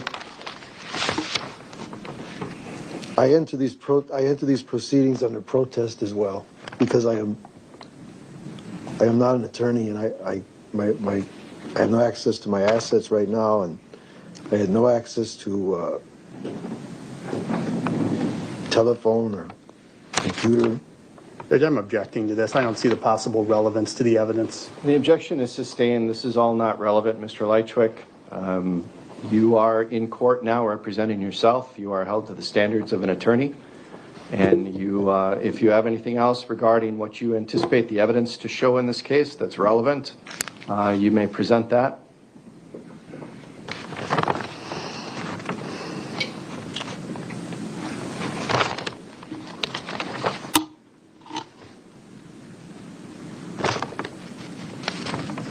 I have developed evidence through the discovery process in this case that strongly will prove that the Waukesha Police Department, namely 5 to 7 of these officers and detectives involved in this case, have compiled this evidence on their own. They have falsely introduced this evidence against me. It is not just. It is not legal what they are doing. I came across hard evidence of their abilities and their intents and their lack of ethics when I received discovery evidence in the form of Axon body cameras from the night that they took my car on 1st December 2024. I found that there were sections missing from the body camera footage, including audio sections that were reworked and redubbed. I have not been able to get the state public defender to provide for the minimal cost to analyze the footage and the audio section of the footage to prove my point and to prove tampering and tainted evidence in this case, which should have resulted in this case being thrown out at least 8 months ago. It should not have come this far. But I have not been able to get my only source of defense, which was the State Public Defender's Office, who I took at face value, owing to their title, to provide me with the minimal, I say again, the minimal amount of cost to develop the evidence, which is a very cost-effective and relatively easy method that an amateur could process this evidence and show from the body camera footage and pulling it apart on a video editor, which is present on any computer. The fact that the Waukesha Police Department had doctored this film footage and doctored the audio portion of the film footage. What they cut out was the fact that they bumbled the car stop. It was completely contrived. As soon as I was pulling into the gas station from Appleton, Wisconsin, where they followed me apparently, they stopped me at the driveway of the gas station, and Officer C.D. Baca exiting his police cruiser along with Officer Tyndall trip over each other and start laughing. One says, "Stopped going 35 and a 25," and they start laughing. And the other one says, "Stopped going 35 and a 25." And they cut that out. And then I was offered a ride home when Detective Stern over here offered me a ride home because he said he was going to seize my car and have a warrant typed up at the police station so they could search the car. And I accepted the ride home down the hill from the Quick Trip gas station here on Pewaukee Road because it was quite cold and I wasn't feeling well. And Officer C.D. Baca of the Waukesha Police Department offered to take me home. And I tried making some small talk with him in the police cruiser. I just asked him if he'd catch any of the football games on recently or anything. And then when he let me out of the police cruiser in my driveway, which was dark and foreboding at that hour, being winter going towards 6:30 in the evening, Officer C.D. Baca did proceed to threaten me. He stated that I had better back them up on the fact that they're stopping me for speeding, going 35 miles an hour in a 25 mile an hour zone, which, by the way, does not exist on Pewaukee Road in the area where they stopped me. And I looked at he was standing in the shadows with another officer behind him who also pulled up in a police cruiser in my driveway. And they were holding on to their pistols. They had their hands on their pistols in a threatening manner. And I didn't know what was going to happen. And I looked at them, which you'll still see on the body camera footage if they show it. My reaction to C.D. Baca's threats are, yeah, all right, God. And I just wanted to get out of there and get into my apartment at that point. That they left into the body camera footage, but otherwise they have me saying, sure, the words coming out of my mouth were not those that I actually stated that night, which is tampering with the evidence, which is fraud. I was made to say, as you'll see on their version of the body camera footage, definitely, I agree with you. You know, have a good night and all this kind of stuff. That was not in the original Axon body camera footage filmed that night by the two police officers. That is tampering with evidence. I have tried to bring that before the court. I wanted to. I have the chain of custody of that evidence here, which shows considerable attention to Officer C.D. Baca's Axion body camera footage and Officer Tyndall's body camera footage. I can show that according to the jargon used with digital technology now, they call the data acquired by the filming and the audio portion of any body camera footage. And indeed, many of the footage that we ourselves are prone to photographing when we use our cell phones and everything is called checksum data. And in the evidence that I have in my disposal, which was presented to me on discovery by the prosecution and the police, I'm assuming they didn't think that me and my defense would come across this, but I did. And it clearly shows that they have changed this checksum data at least twice on C.D. Baca's body camera footage. Again, I strongly urge the jury to consider the tampering of evidence in this case. This case should have been dismissed at least 8 months ago when I discovered this evidence, which was given to me late by my first state public defender attorney, who was grossly inadequate and not providing me the correct defense that I needed, and I was forced to terminate him as my public defender. I emphatically deny any involvement in this crime. I am a law-abiding citizen. I am a good Christian of the Lutheran faith. I am a responsible citizen. I am an ex-police officer myself. I served as a security police officer in the United States Air Force.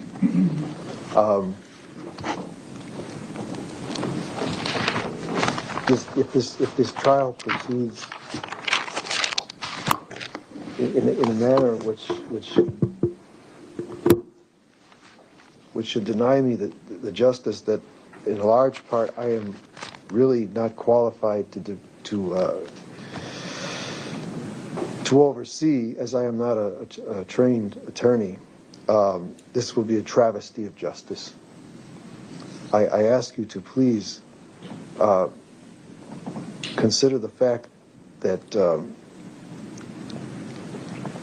a serious wrong is being perpetrated here. It will serve nobody if the state and the police, the several police officers of the many good police officers in the Waukesha Police Department have their way here. For one thing, the victim and his family will not receive justice. And they should definitely receive justice. The killer or killers, in my personal opinion, I think more than one person was involved in this homicide. Objection. Mr. Lychwick, consistent with the court's pretrial rulings on Denny evidence, the court will sustain that objection. It's also, the court will sustain the objection. Anything else, Mr. Lychwick? Well, yes, Your Honor. Is that Denny evidence? Yes.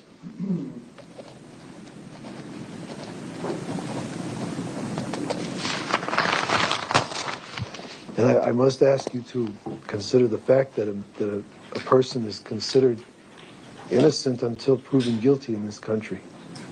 And I certainly am not guilty of this crime. And if the travesty of justice is allowed to take place at the culmination of this trial, the perpetrators of this crime will be allowed to roam free. and perhaps kill again. You should consider that. The police should be put on the track of whoever did this to this man again, because while I'm in custody here, the state is under the false impression that they have their man, if you will, and they're not looking for the killer anymore. That is a serious miscarriage of justice in itself. That is a serious safety issue for public at large. I ask you to please weigh that in here as well.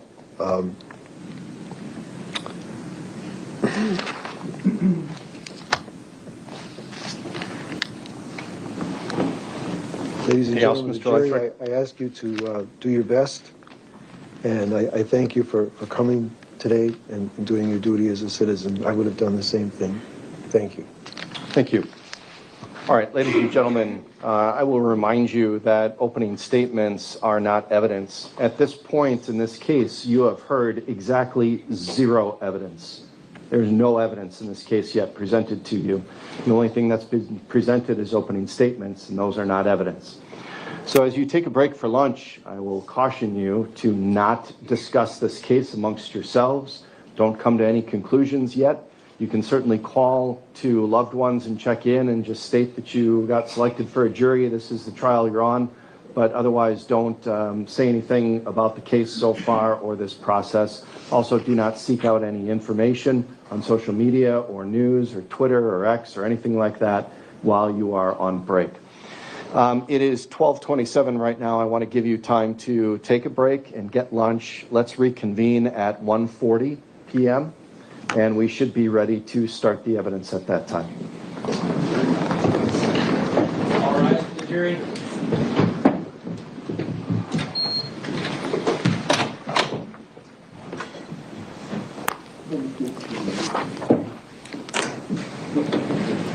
It's a short little argument here from both sides.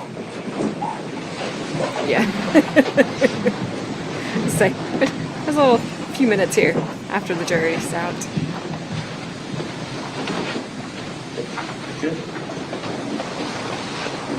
You may be seated.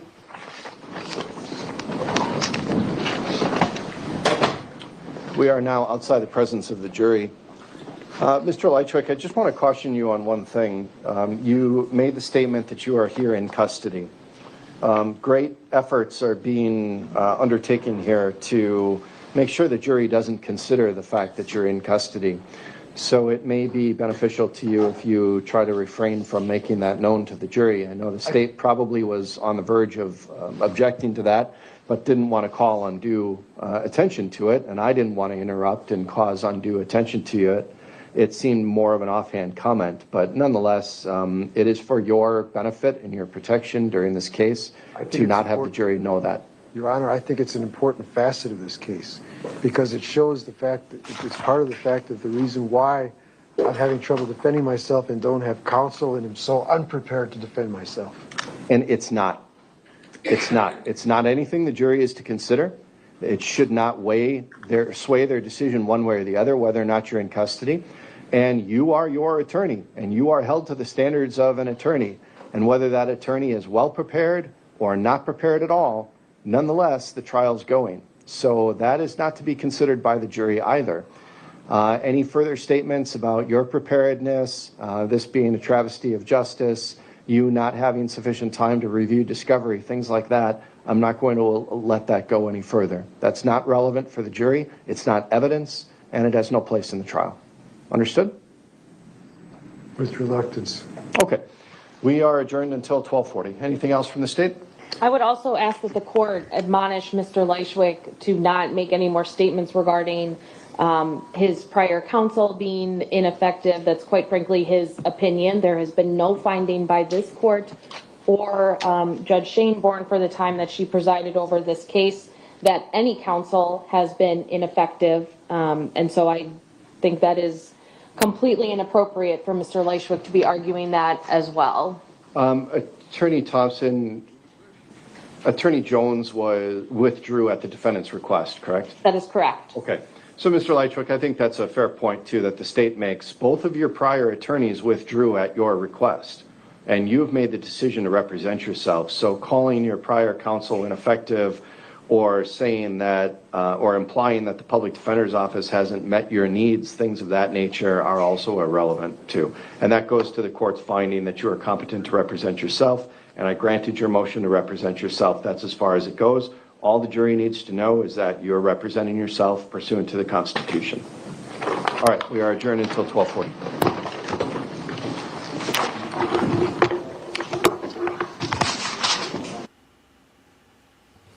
And also the fact that you are have chosen to represent yourself isn't an argument for you not being prepared or losing, should you.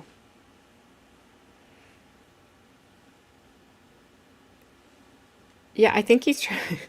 It's like he's trying to go like he's his own ineffective assistance of counsel. I don't know.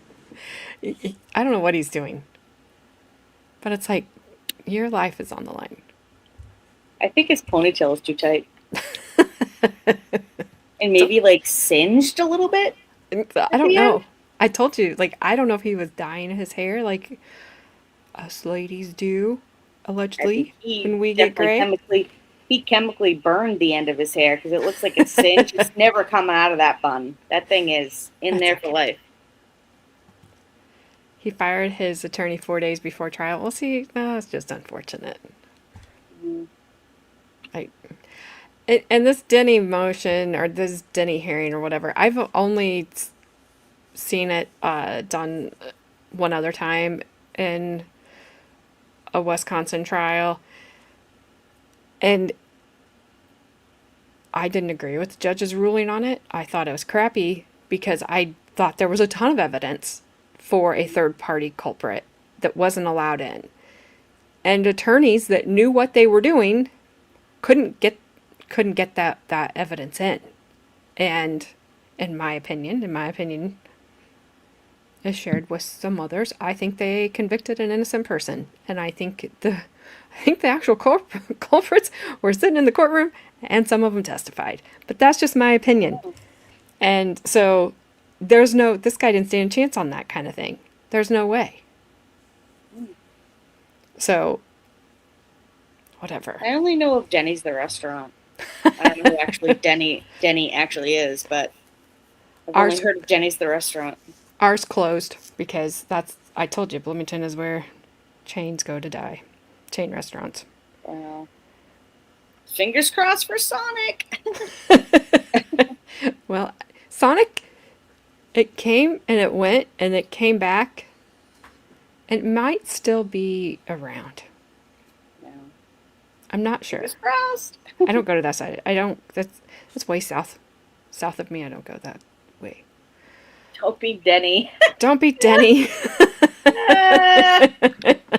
That's awesome. God dang it, Denny. Darn it, you had Denny. one job. Don't suck, and you do. What the hell? Let's see. So he's kind of sitting there waiting for the judge to come back, and he tells the judge that he's continuing under protest. Blah blah blah. It's not really anything too exciting there. Johnny Depp ponytail dude? Yeah, that's his thing. Like, that's what I keep hearing him say. Like, Did he bring a sign? This is travesty. I'm continuing under protest. That would be hilarious if he did. Hey, ma'am. Wearing a sign. Well, we can't see. Well, thanks. You know what? She can do what she wants. She's amazing. I would prefer her not claw my carpet on the floor. What did he say? What did he say? He didn't say anything. I just really felt like I needed to get ahead of that comment. You know what? Sometimes you have to. You just have to call him out so he knows that you know that he knows. That's why I always say, Dad Dazzer would know, because I know he's about to comment on what I just said. I was just trying to get ahead of that comment. Mm-hmm. He said that at Browns. Okay, ma'am. All right.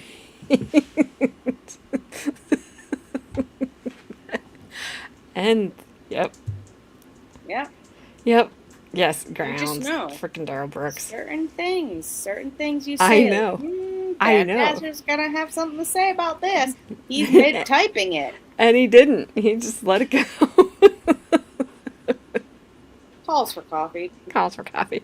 Ground. That's freaking Daryl Brooks said that all the time. The state would be objection. He'd immediately ground. It's like, please stop talking. Shut it down. I swear that guy's probably still talking in his sleep. Oh, he definitely is. Yeah. Let me see. Sometimes it's too easy. I know. Most of the stuff I know. I say, most of the stuff I say is like a "that's what she said" type thing. And right when it comes out of my mouth, I'm like, "Yeah, ask Bad Dazzler. He knows because I already know. You know." And it's gonna come up. It's gonna come up. It's like, dang it. I resemble that remark. Really? Me too. Okay, so this will be our last witness. I believe this woman lived in the building. So I don't know if she was his actual neighbor or not. Okay. Brooks is making forts in a cell. We can only hope. That was amazing. And the memes that came after, he made his little box for out of the, like the bank boxes, the file boxes. Mm. He made, because she sent him out of the courtroom because he wouldn't behave. So he was in like wherever he was, I don't know, Oz. He took all his file boxes and he stacked them up around him so that he could see him. And then the memes that they had one where he was holding the flag that said "No girls allowed." Oh my God! Hey man, Waterman Haters Club. It was so funny. Yeah, legal vices. It's always the good ones. You read that as farts instead of forts. Hey, Christine. I've been known to do that. What's up, Christine? How are you? She's not that long. She's like, well, about 25 minutes ish. Yes. All right, I'm mute. All right, I got to hit. I don't think. All right, let me. That's good enough.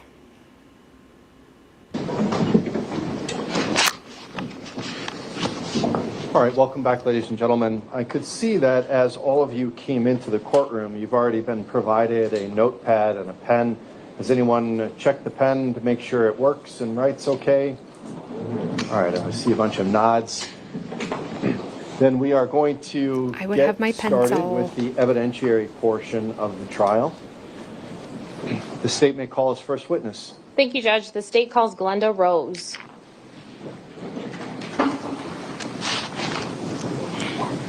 Ms. Rose, come all the way up to the witness stand right here. When you get up to the chair, please stay standing and raise your right hand to be sworn in by my clerk. Please raise your right hand. Do you swear that the testimony you're about to give in this matter before the court shall be the truth, the whole truth, and nothing but the truth, so help you God? I do.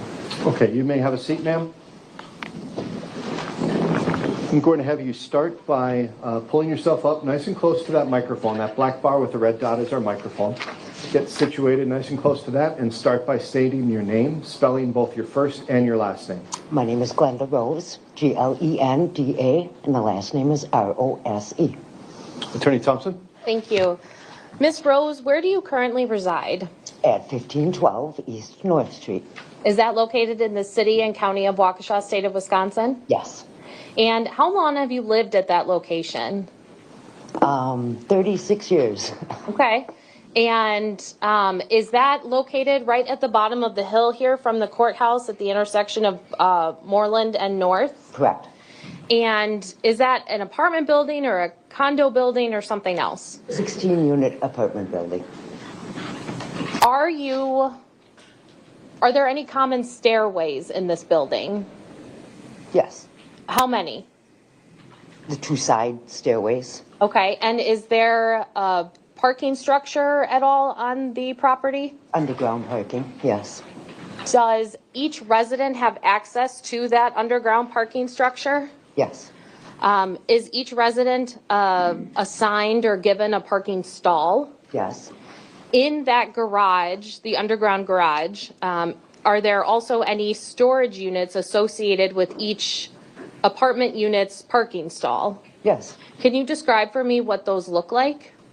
It's a storage bin above where the people park their cars. And is it created out of wooden slats or Yes. something else? Yes, I should have said that. No, that's okay.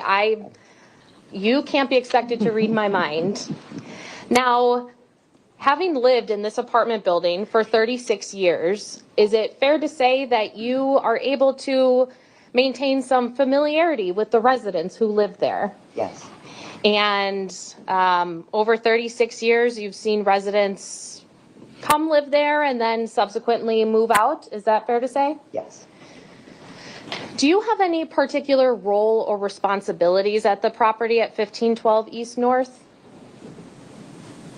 As things break down, I'm notified, and then I contact Jeff, the owner. So is it fair to say then you're kind of the middle person between the residents and the property owner? Exactly. Okay. Just one moment.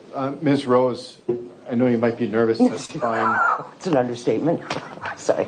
Just want to make sure that because my court reporter sitting right in front of you has to take down everything that's said, it's important that you wait for the entire question to be asked before you begin your answer. Just that way people aren't talking over each other, okay? Sorry. Thank you. Attorney Thompson, you may continue. Thank you. Is there an official on-site manager position with the apartment building, or is that something you have kind of taken upon yourself over the years to assist with? That's me. And how long have you been in that managerial role? 10 years. Madam Clerk, if you could please put the screen on just in front of the witness for now. And Ms. Rose, while this is loading, I'm showing you a few exhibits and I'm going to go through each one and then I'll have some questions for you about them when we're finished, okay? Yes. Okay. Here's the next one.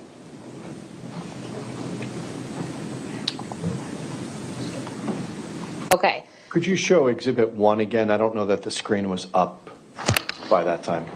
It's not on Mr. Lychwick's screen either.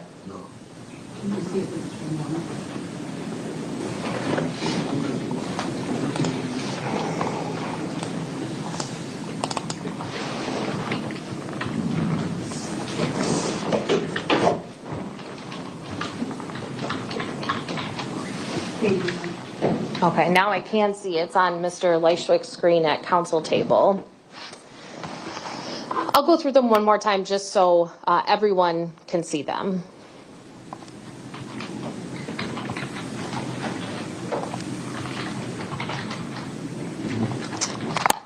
Okay, Ms. Rose, having viewed each of those 4 documents, are you familiar with what those documents show? Yes.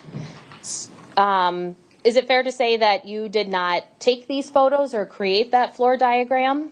Correct. But is it a fair and accurate depiction of where the building is located and what the property looks like? Yes. I would move exhibits 1, 2, 3, and 19 into evidence and ask to publish to the jury. First, as to admission of the exhibits, Mr. Lychwick, do you have any objection to those coming into evidence? No. All right, those exhibits are received. And Mr. Lychwick, do you have any objection to those exhibits being used with the jury? No. All right, the state may use the exhibits with the jury. Now, looking at what is marked as State's Exhibit 1, Ms. Rose, are you familiar with the application of Google Maps? Yes. Have you seen that used or used it yourself in the past? Yes. And what does Exhibit 1 show us then? The building. At 1512 East North? Correct. And at the intersection here at Moreland and North? Yes. Then moving to Exhibit 2. Are you familiar with a former tenant at this building named Carlos Maldonado? Yes. Do you know how long Carlos lived there? I want to say 2 years. And did you know Mr. Maldonado? And by that, that's kind of a vague question, so I'll rephrase that. How well, if at all, did you know Mr. Maldonado over the time that he lived there? In passing in the halls, in the laundry room, saying hello and stuff like that. Okay. And do you know a resident of 1512 East North by the name of Kevin Lychwick? Yes. Did you know him by any other first name? Conrad. Oh, Well- sorry. No, that's okay. Exhibit 2 then, can you describe for me what you see here? The layout of the apartments. Okay, and so you, Carlos, lived in between both Mr. Lychwick and you, is that fair to say? Correct. Now, when you are looking outside your windows, what part of the property do you see? The back hill. Looking then at exhibit number 19, do you recognize this picture then? It's the back hill. Okay, and if we're looking where my cursor is, it looks like a little hand right now, if you can see that. Did you and Mr. Maldonado and Mr. Lychwick live on the first or second floor of this apartment building? Second floor. So if you are watching the cursor go back and forth on exhibit 19, is that where your apartments would be in relation to this back hill? Yes. Now, I had just asked you if you knew an individual or a resident named Kevin Lychwick, and he also went by a different first name. Which name did you call him? Conrad. Is there a particular reason why you called him Conrad versus Kevin? He has to be called Conrad. Was there ever a time when you called Mr. Lychwick by Kevin and he demanded that you call him by Conrad? Yes. Can you describe for me the tone in which he wanted you or told you he wanted you to call him that name? It was just very abrupt and said, call me Conrad. I know you talked about how you were more of acquaintances with Mr. Maldonado and you saw each other in passing and you would say hi. Did you have any kind of relationship with Mr. Lychwick? No. Did you ever say hi to him in the hallways? I would always say hi. Did he ever reply back to you? Sure. Did you ever have conversations or interactions with him in the laundry room like you did with Mr. Maldonado? Not very often. Okay.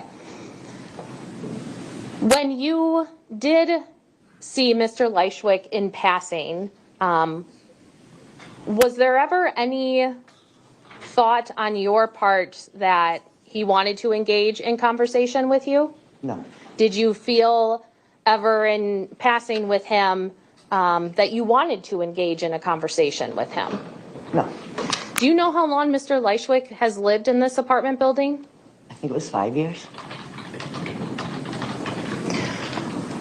Going back then to the reason you're here today, and I'd like to direct your attention to October 30th of 2024.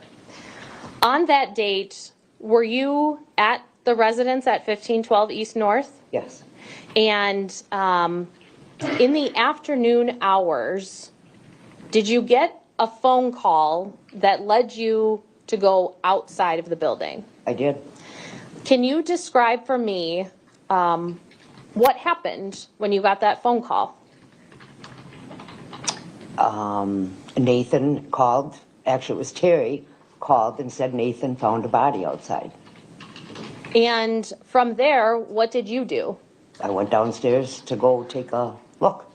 And when you got outside, did you go through that back stairwell that we talked about, or did you go through the underground garage or something else? The back stairwell.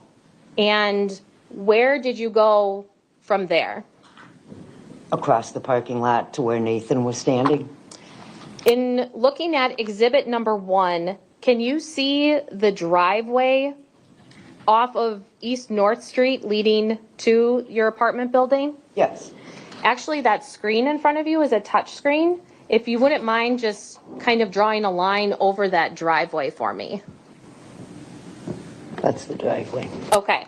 Now, when you exit out of the stairwell and you go to where you said Nathan was, can you circle for me on Exhibit 1 the approximate area in which you saw Nathan?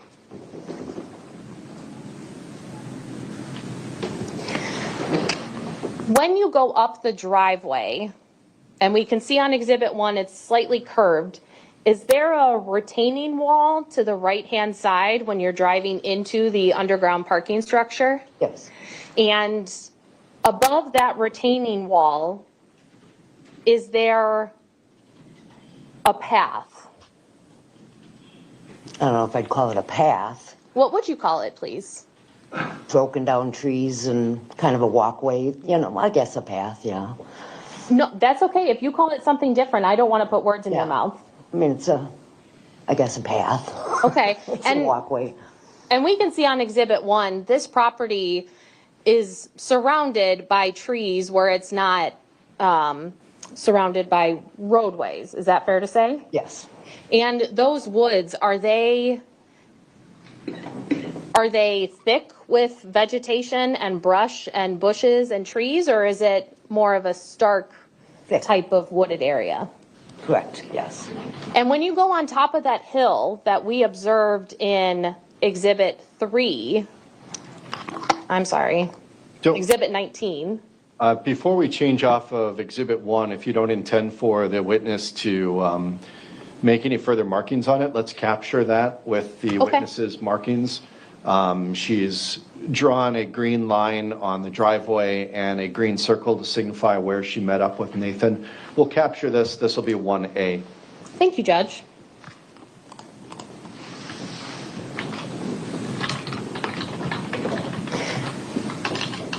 Now, Ms. Rose, going back to Exhibit 19, we can see the upward slope of this hill. On top of that hill area, is there also still trees and brush and vegetation up there as well? Yes. Is there a slight clearing at the top of that hill where some of the residents might do some gardening? Yes.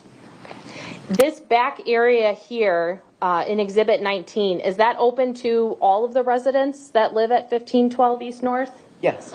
Okay. Now, you come outside, you go to where Nathan is standing, and what do you see? A pile of twigs and a tarp, and then it was opened where I could see a body. Objection. Not facts of this case. The body was found at the bottom of the hill, not the bottom of the hill, but rather at the end of the driveway.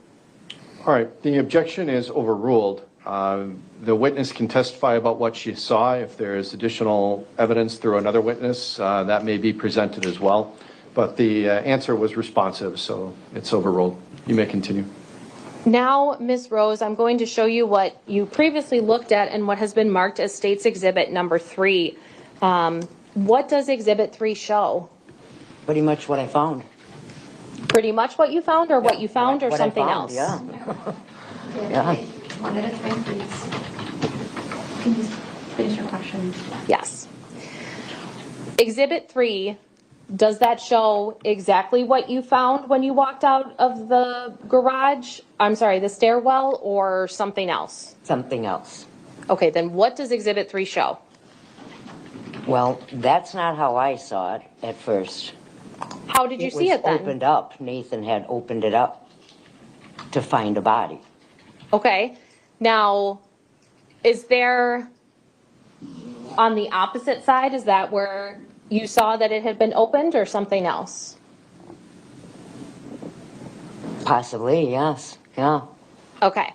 Now, when you walked up to it, you said you saw a body. What specifically did you see? I saw the middle of a body and legs and knees and shoes.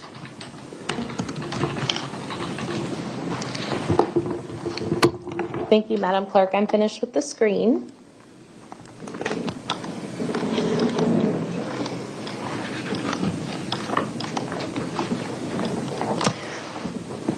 You indicated that once you were out there and you saw this pile, you saw what looked like a body. Did anyone call police? Jeff, the owner, did. Okay. And did you stay with this pile until police arrived? Yes. While you were standing with that pile, did anybody else or any other residents, or did you touch that pile or start taking off those branches? No.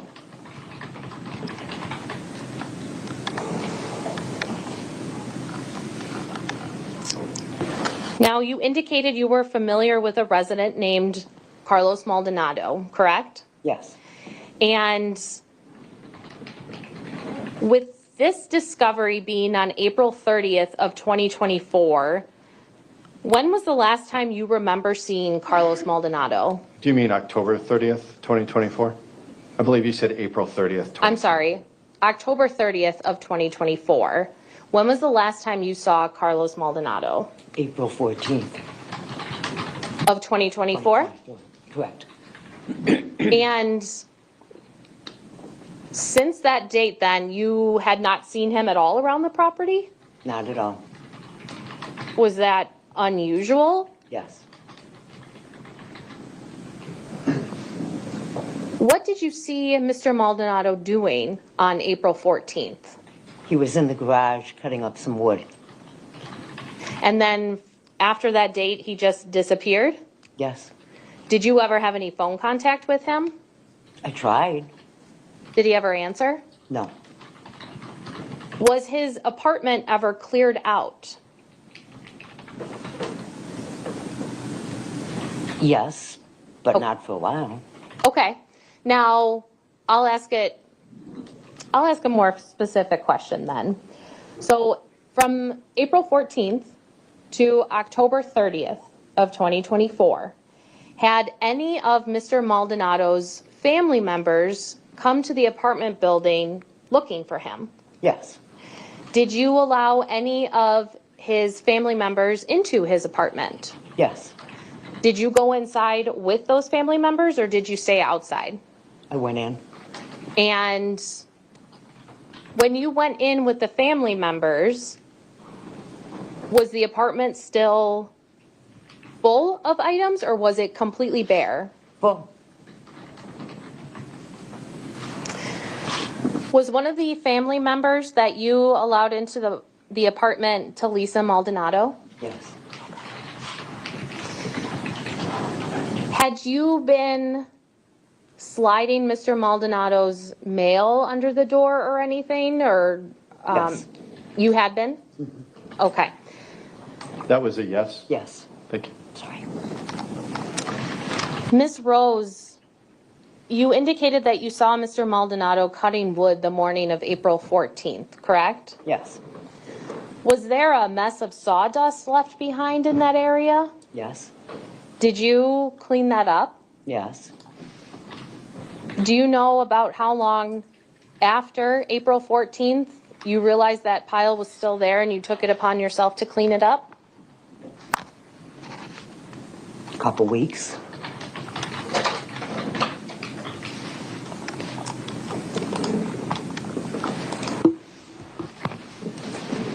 I do not have any other further questions for this witness. Thank you. All right, Mr. Lychwick, cross-examination. Yes, please. Glenda, you simply could not have found the remains of poor Mr. Carlos at the top of the hill there because he was not found there. He was found at the bottom of the driveway. Mr. Lychwick, you have to, hang on, everyone. Mr. Lychwick, you have to ask a question, okay? So you can ask her to confirm her statement about where she found the body, but this is not a time to testify about what you think the other facts are. So go ahead and ask a question if you would like. Where was Mr. Maldonado laying, Glenda? Halfway down the hill on the right-hand side. Where was he in relation to the driveway? Halfway down. Almost to the bottom of the driveway. Thank you. So he was found almost at the bottom of the driveway, across the wood from the edge of the driveway where it meets the road.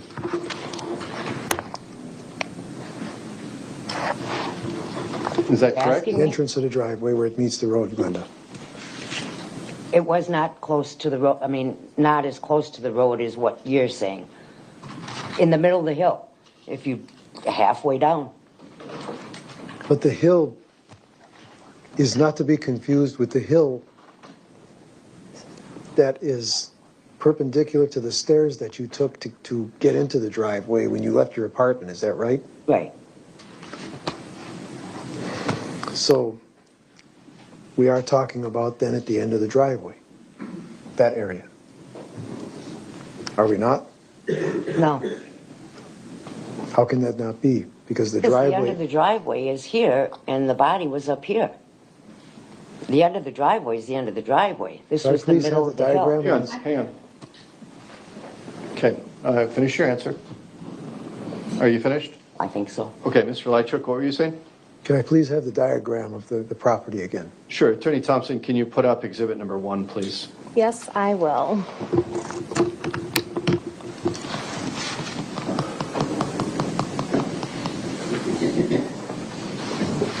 Now, Glenda, I want you to take a look, please. If you look where East North Street begins and the driveway ends, Mr. Maldonado was found not too far up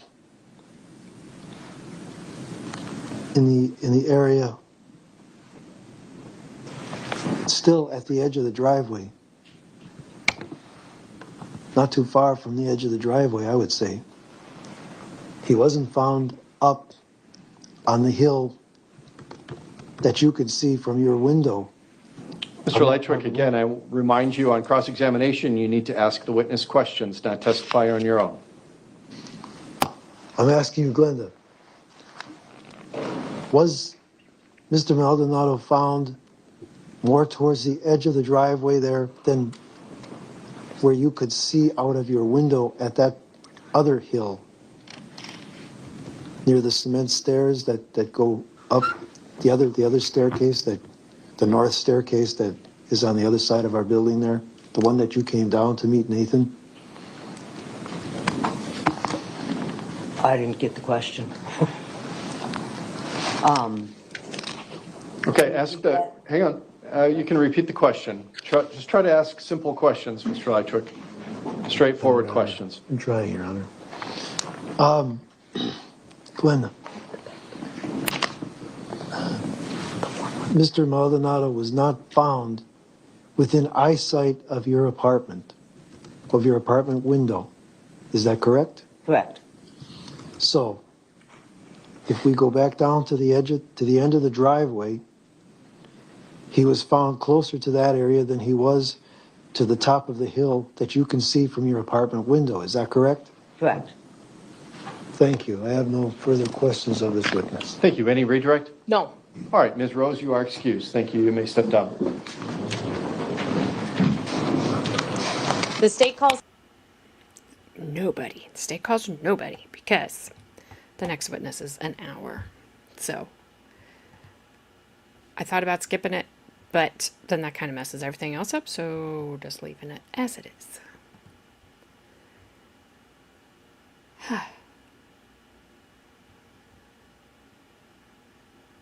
Not guilty. That's just because he's confused you with all his questions. I don't know. I don't know. That answer. The state calls thin air, Your Honor. That's right. Well, in other news, I did find out what that thing is. What's causing the sickness, the illnesses in Illinois and Michigan and Ohio. Heidel, stay away. And in 17 states, not mine though, but all of you around me have it. Ooh, Texas has it. I have to tell Carmen. Even Wisconsin. It is a parasite that I can't say the name of. cyclosporiasis. It's making people sick. You get sick from, I think it's infected food and water. So there's a huge poster in Michigan. You know, that's great. The 2 things that you need to survive. So, you know. Yes, it's in contaminated food or water. Sorry. Everything's going to be fine, guys. Just, you know, buy packaged food and packaged water. I don't think it has anything to do with that. If it's in the corn, I'm glad they planted beans by me this year. That's all I'm going to say. But be careful. I feel like a lot of people from Massachusetts are exempt from a lot of diseases because we drank from hoses when we were kids. So did I. Yeah, but we drank from city hoses, not country hoses. Oh, but it's completely different. It's in Massachusetts. Yeah, which makes our immune system stronger. We probably drank lead and we didn't even know. That's why we're half dumb over here. You know what I mean? I'm just telling you, as of June 16th, 17 states have been affected, and yours is one of them. Alaska. For what, lead? No, for this parasite that gives you explosive diarrhea. Oh, good Lord. You know how many times I've had explosive diarrhea? Only when you might have had this parasite. Only when I eat extreme spicy food. And I like spicy food, so I'm, willing to let my, rear end have that. I mean, it is what it is. We gotta make those sacrifices, you know? I don't want you to tell the symptoms. It's explosive for sure. I don't. I'm just giving you a word of caution here. Heidel's like, I'm making shepherd's pie. Shut the heck up. AJ, lower. Hey, Heidel said I don't want her to tell. Flashfan says, I will not make him regret his food choices. I don't want to. No. Half dumb. Don't think you are only halfway there. What? You're hilarious. Oh my God, I'm slapping my knee as we speak. Yeah, it's so Alaska, but you would think it's gonna get cold there. Alaska, right? That makes sense. I mean, that's where bicycles Silver live. Is at. Yeah. Oh, I was gonna say bicycles, but I don't know Silver, so I can't say that. Oh yeah, for sure, town bikes. Yeah, absolutely. Silver is definitely a town bike. It would be of the watery kind, per my research. Yikes.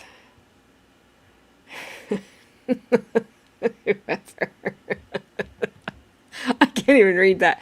I can't. If you're climbing up a ladder and you feel something splatter, diarrhea. Diarrhea.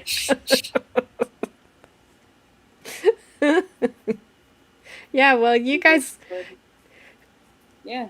You guys left Gabby with there's no beer. Yeah, the Scots drink it all. I don't give a shit about there's no beer. They can drink all the beer they want. I don't even drink beer. Have at it. Don't sniff bike seats. That's true. Let's see. Brybear needs to watch out. Connecticut has it. Of course, Florida has it. Why not? Georgia, Illinois. Connecticut has it. Louisiana. Massachusetts, New Jersey, New York, North Carolina, Ohio, Pennsylvania, Tennessee, Texas, Virginia, and Wisconsin. As of the time of the report, which was today, New York had reported the highest number of cases.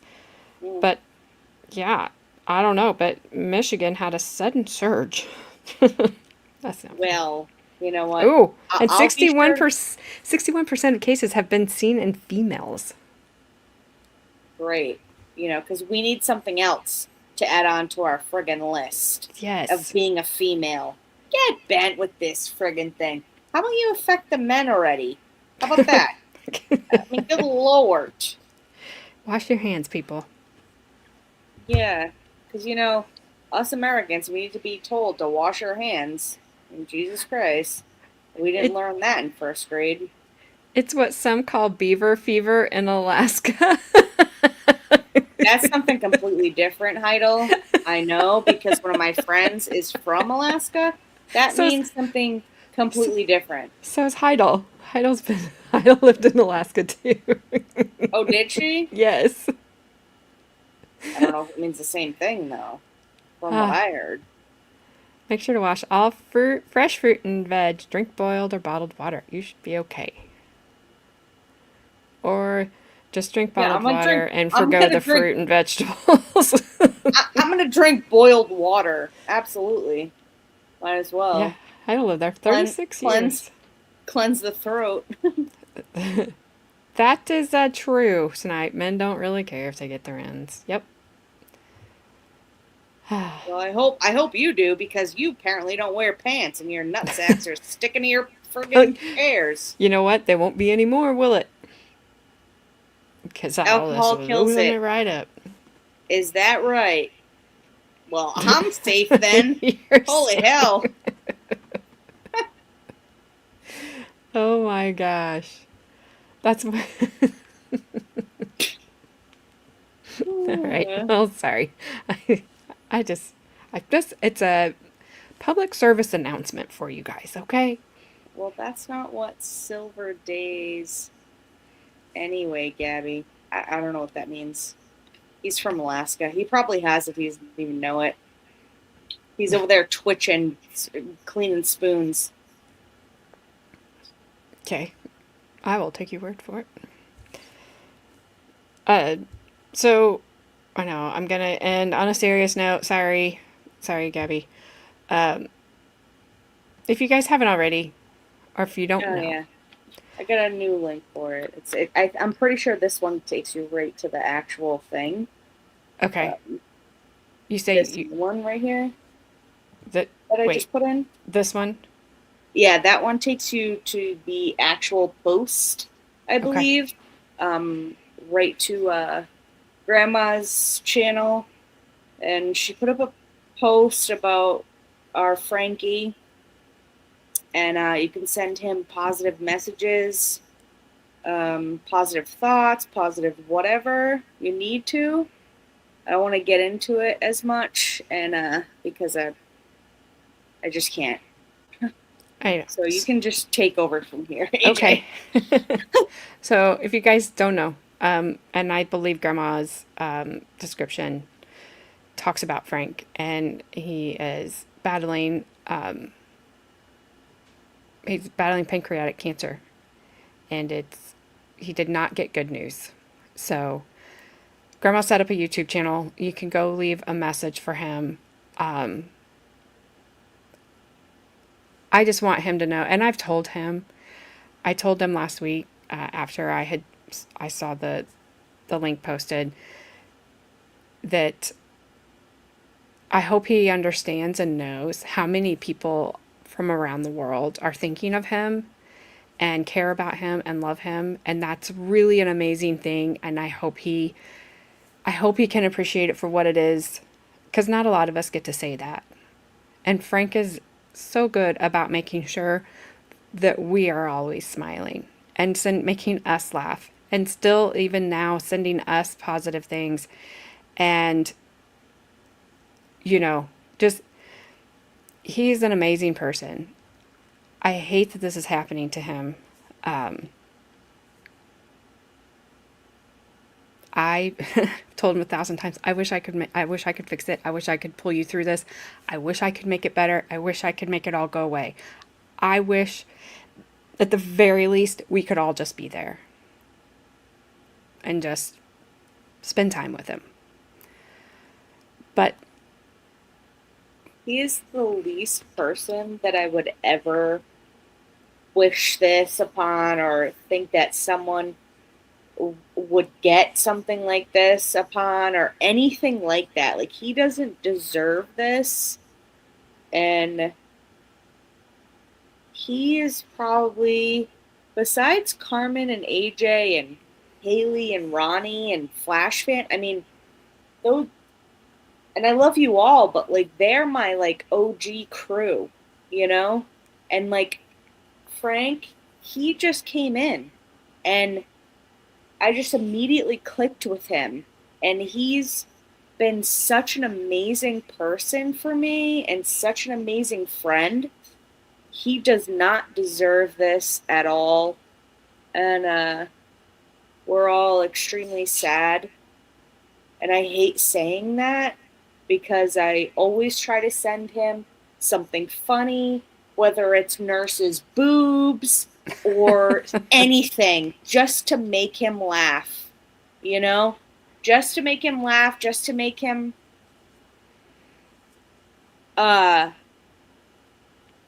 smile, you know? And that's all you can really do. And I know he will appreciate it because Absolutely. he's just an amazing person. He really is. Absolutely. Because and he's like I said, he's always trying to and you said, Gabby, he's always there to make us smile. Oh, totally. I mean, he has an amazing sense of humor. Through this whole thing, he's had an amazing sense of humor. And that's the most important thing. You have to have a good sense of humor for what's happening. And he has it, and, you know. Yeah. So go send him some positivity. Click that link and send it, man, because he deserves it. Absolutely. Yeah. He really does. Let him know that we're all thinking about him and that we all love him. For sure. And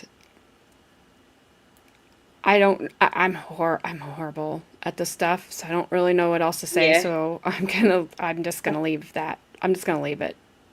Yeah, there. that's the thing. That's why I always try to make it as positive as I can, because if I don't, my mind keeps going and I keep thinking about it, and then I get like super into my emotion with it, and it's just not good. And Frankie wouldn't want that. He would want everyone to be positive and laughing and having fun, and that's just the type of person he is, you know. Have fun. Send him something funny. He'll laugh at it. He'll appreciate it. You know, that's it. Yeah, because I mean, I know Frank's been in chat, not feeling good at all. Yep. Still making us laugh. Oh, absolutely. Absolutely. It's just I don't know if many of you know that, but haven't felt very well for a long time now, and he's still in here making us laugh and being positive. And I will tell you this from things that he said to me. That's all he wants the rest of us to do. Is to be positive, be content, be happy, and enjoy our lives around us. And I'm still looking to change Google into Frank. So we're going to do that, AJ. That was a good suggestion. We're doing that. I mean, forever for now, I'm going to just call Google, I'm Franking it. You know what I mean? Yep. Because, I mean, you can't do anything with, you just can't do that without thinking of him and him typing. You would just see Googling. Yeah. It's just... I was just like, stop it, Frankie. You know what that means. Like, still Googling. Yeah, still Googling. 3 dots after. It's like, dang, he's still doing it. And Alaskan Pipeline? What's that? Googling. We gave him a lot to Google during that Alaska trial. How do you comment on the post? Do you write in it? Yeah, so click the link that I'm about to post. Okay, click that link, Flash fan, and it should bring you to Grandma's post about Frank. And then you hit the comment bar, and you can type in it. Like you're leaving a comment on YouTube, right? Yeah, exactly. That's exactly what it is. It should bring you right to the post where it says Grandma's house, and then she talks about Frankie, and then she has a picture that she made about Frankie, and then at the end it says add a comment. All you have to do is tap that search bar where it says add a comment and type whatever you want to Frankie. He reads them, and he said you know, I mean, there are amazing comments. There's so much love in there, and he really does appreciate it. So I don't know. Can we? Probably not. can we change? Can we change the name of an app on our phones? Probably not I for don't know. Google. Probably wouldn't let us. I used to be Oh, able to no. do that kind of stuff. Oh no, it doesn't matter. I'm always just gonna see Google now as franking it. Franking it. Yeah, franking it. And even when people don't get it in my regular day life, I'm like, you would have had to have met Frankie, and you didn't, so you suck. And I'm just franking it. And I'm going to be franking on down the highway. See ya. Yep. But anyway, I hate to end on such a serious note, but I just want to get it out there. It's not serious. You gotta make them laugh. You gotta have Yeah. a good attitude, just like Frankie does, and that's it. It's true. Very sad, but I always try to keep the upbeat, positive attitude that Frankie does, and vice. You know, it is what it is, and you got to just send him positive stuff. You know, he's gonna laugh. He has a great sense of humor, so you got to send him stuff. Yep, and he's just got such a big heart. I mean, the things he really does. He's always checking on Madison with me, like just asking about her, asking how she's doing. He's not focused on himself, and this is that time. Most of us would be, and he just isn't. He's looking at the rest of us. And exactly, Saint.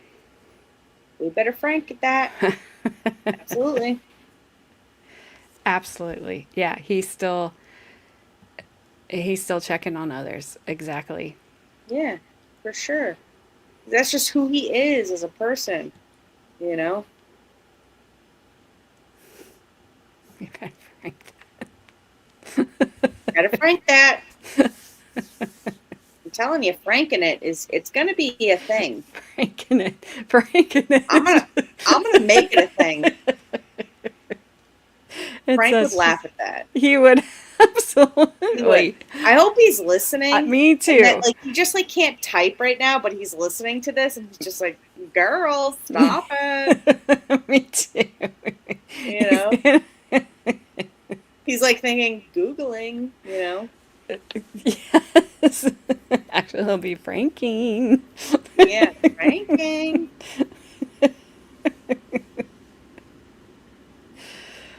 All right.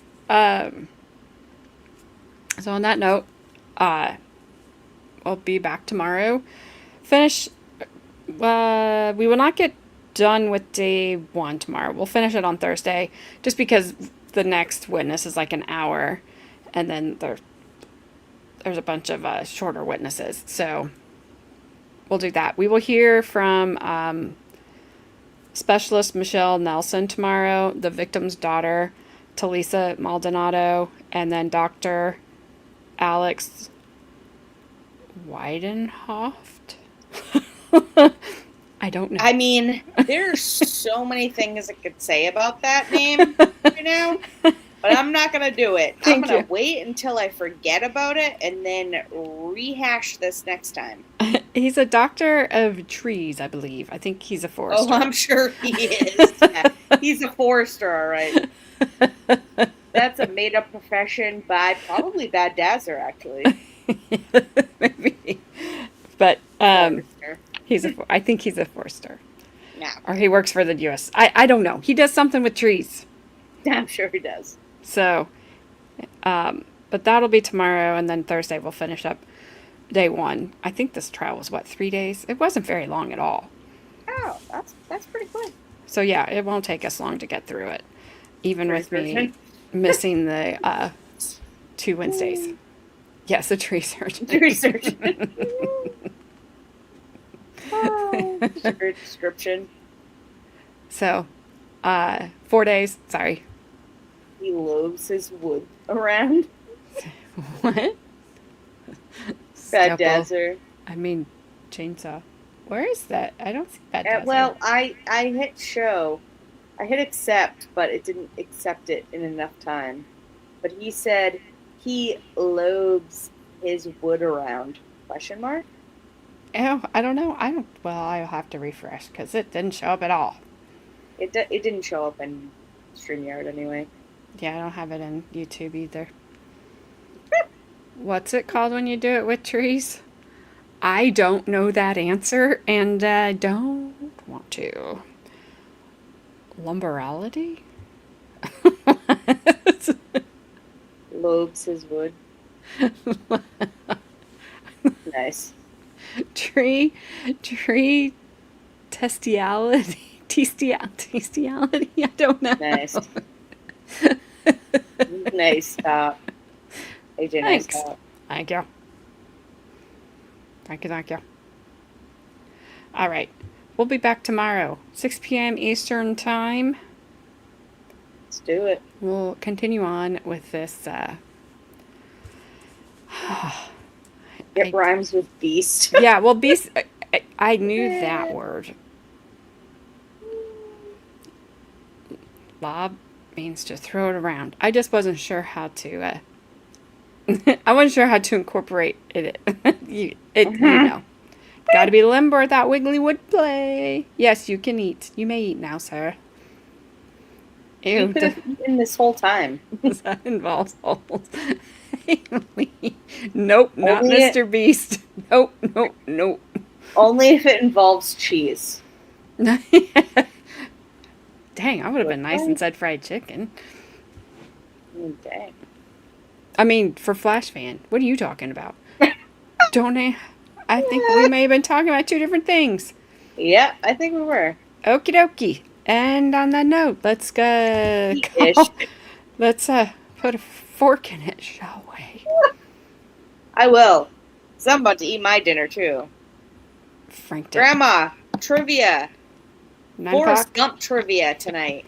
Oh. Forrest Gump trivia. 9 p.m. tonight. Come hang out and play trivia. Nope, I got him. You still got no mids. I got him. Finally got him last Wednesday. So, I think it's too late for me, though. She's like, I'm still mental. Thank you. Thanks for checking on me, though. It's too late. Save yourselves. I've seen too much. It's too late for me. Save yourselves. All right. Go have fun with Grandma on some trivia Right. about Forrest Gump, and box of chocolates, and Forrest Gump. shrimp. I'm in it. And Bubba Gump shrimp. welcome to the dark side. Hell. Okay. Run, Forrest, run! Alright, I'll see you over there, y'all. Bye. Alright, see ya! Automatically in love is kinda uncanny. Click, like, subscribe, ooh, piece of candy. Looking for my spotlight, chasing my vibe. Still looking for my credibility online. Ooh, hot mannequin love, candy on the floor, don't pick it up. Chasing all the clicks, chasing all the views. Credibility's hiding, but I'm bringing you the news.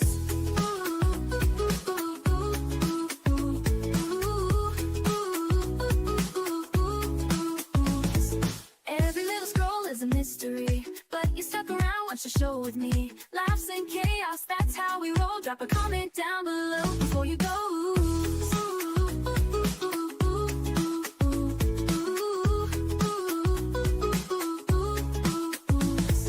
Every little scroll is a mystery, but you stuck around, watch the show with me. Laughs and chaos, that's how we roll. Drop a comment down below before you go. Ooh.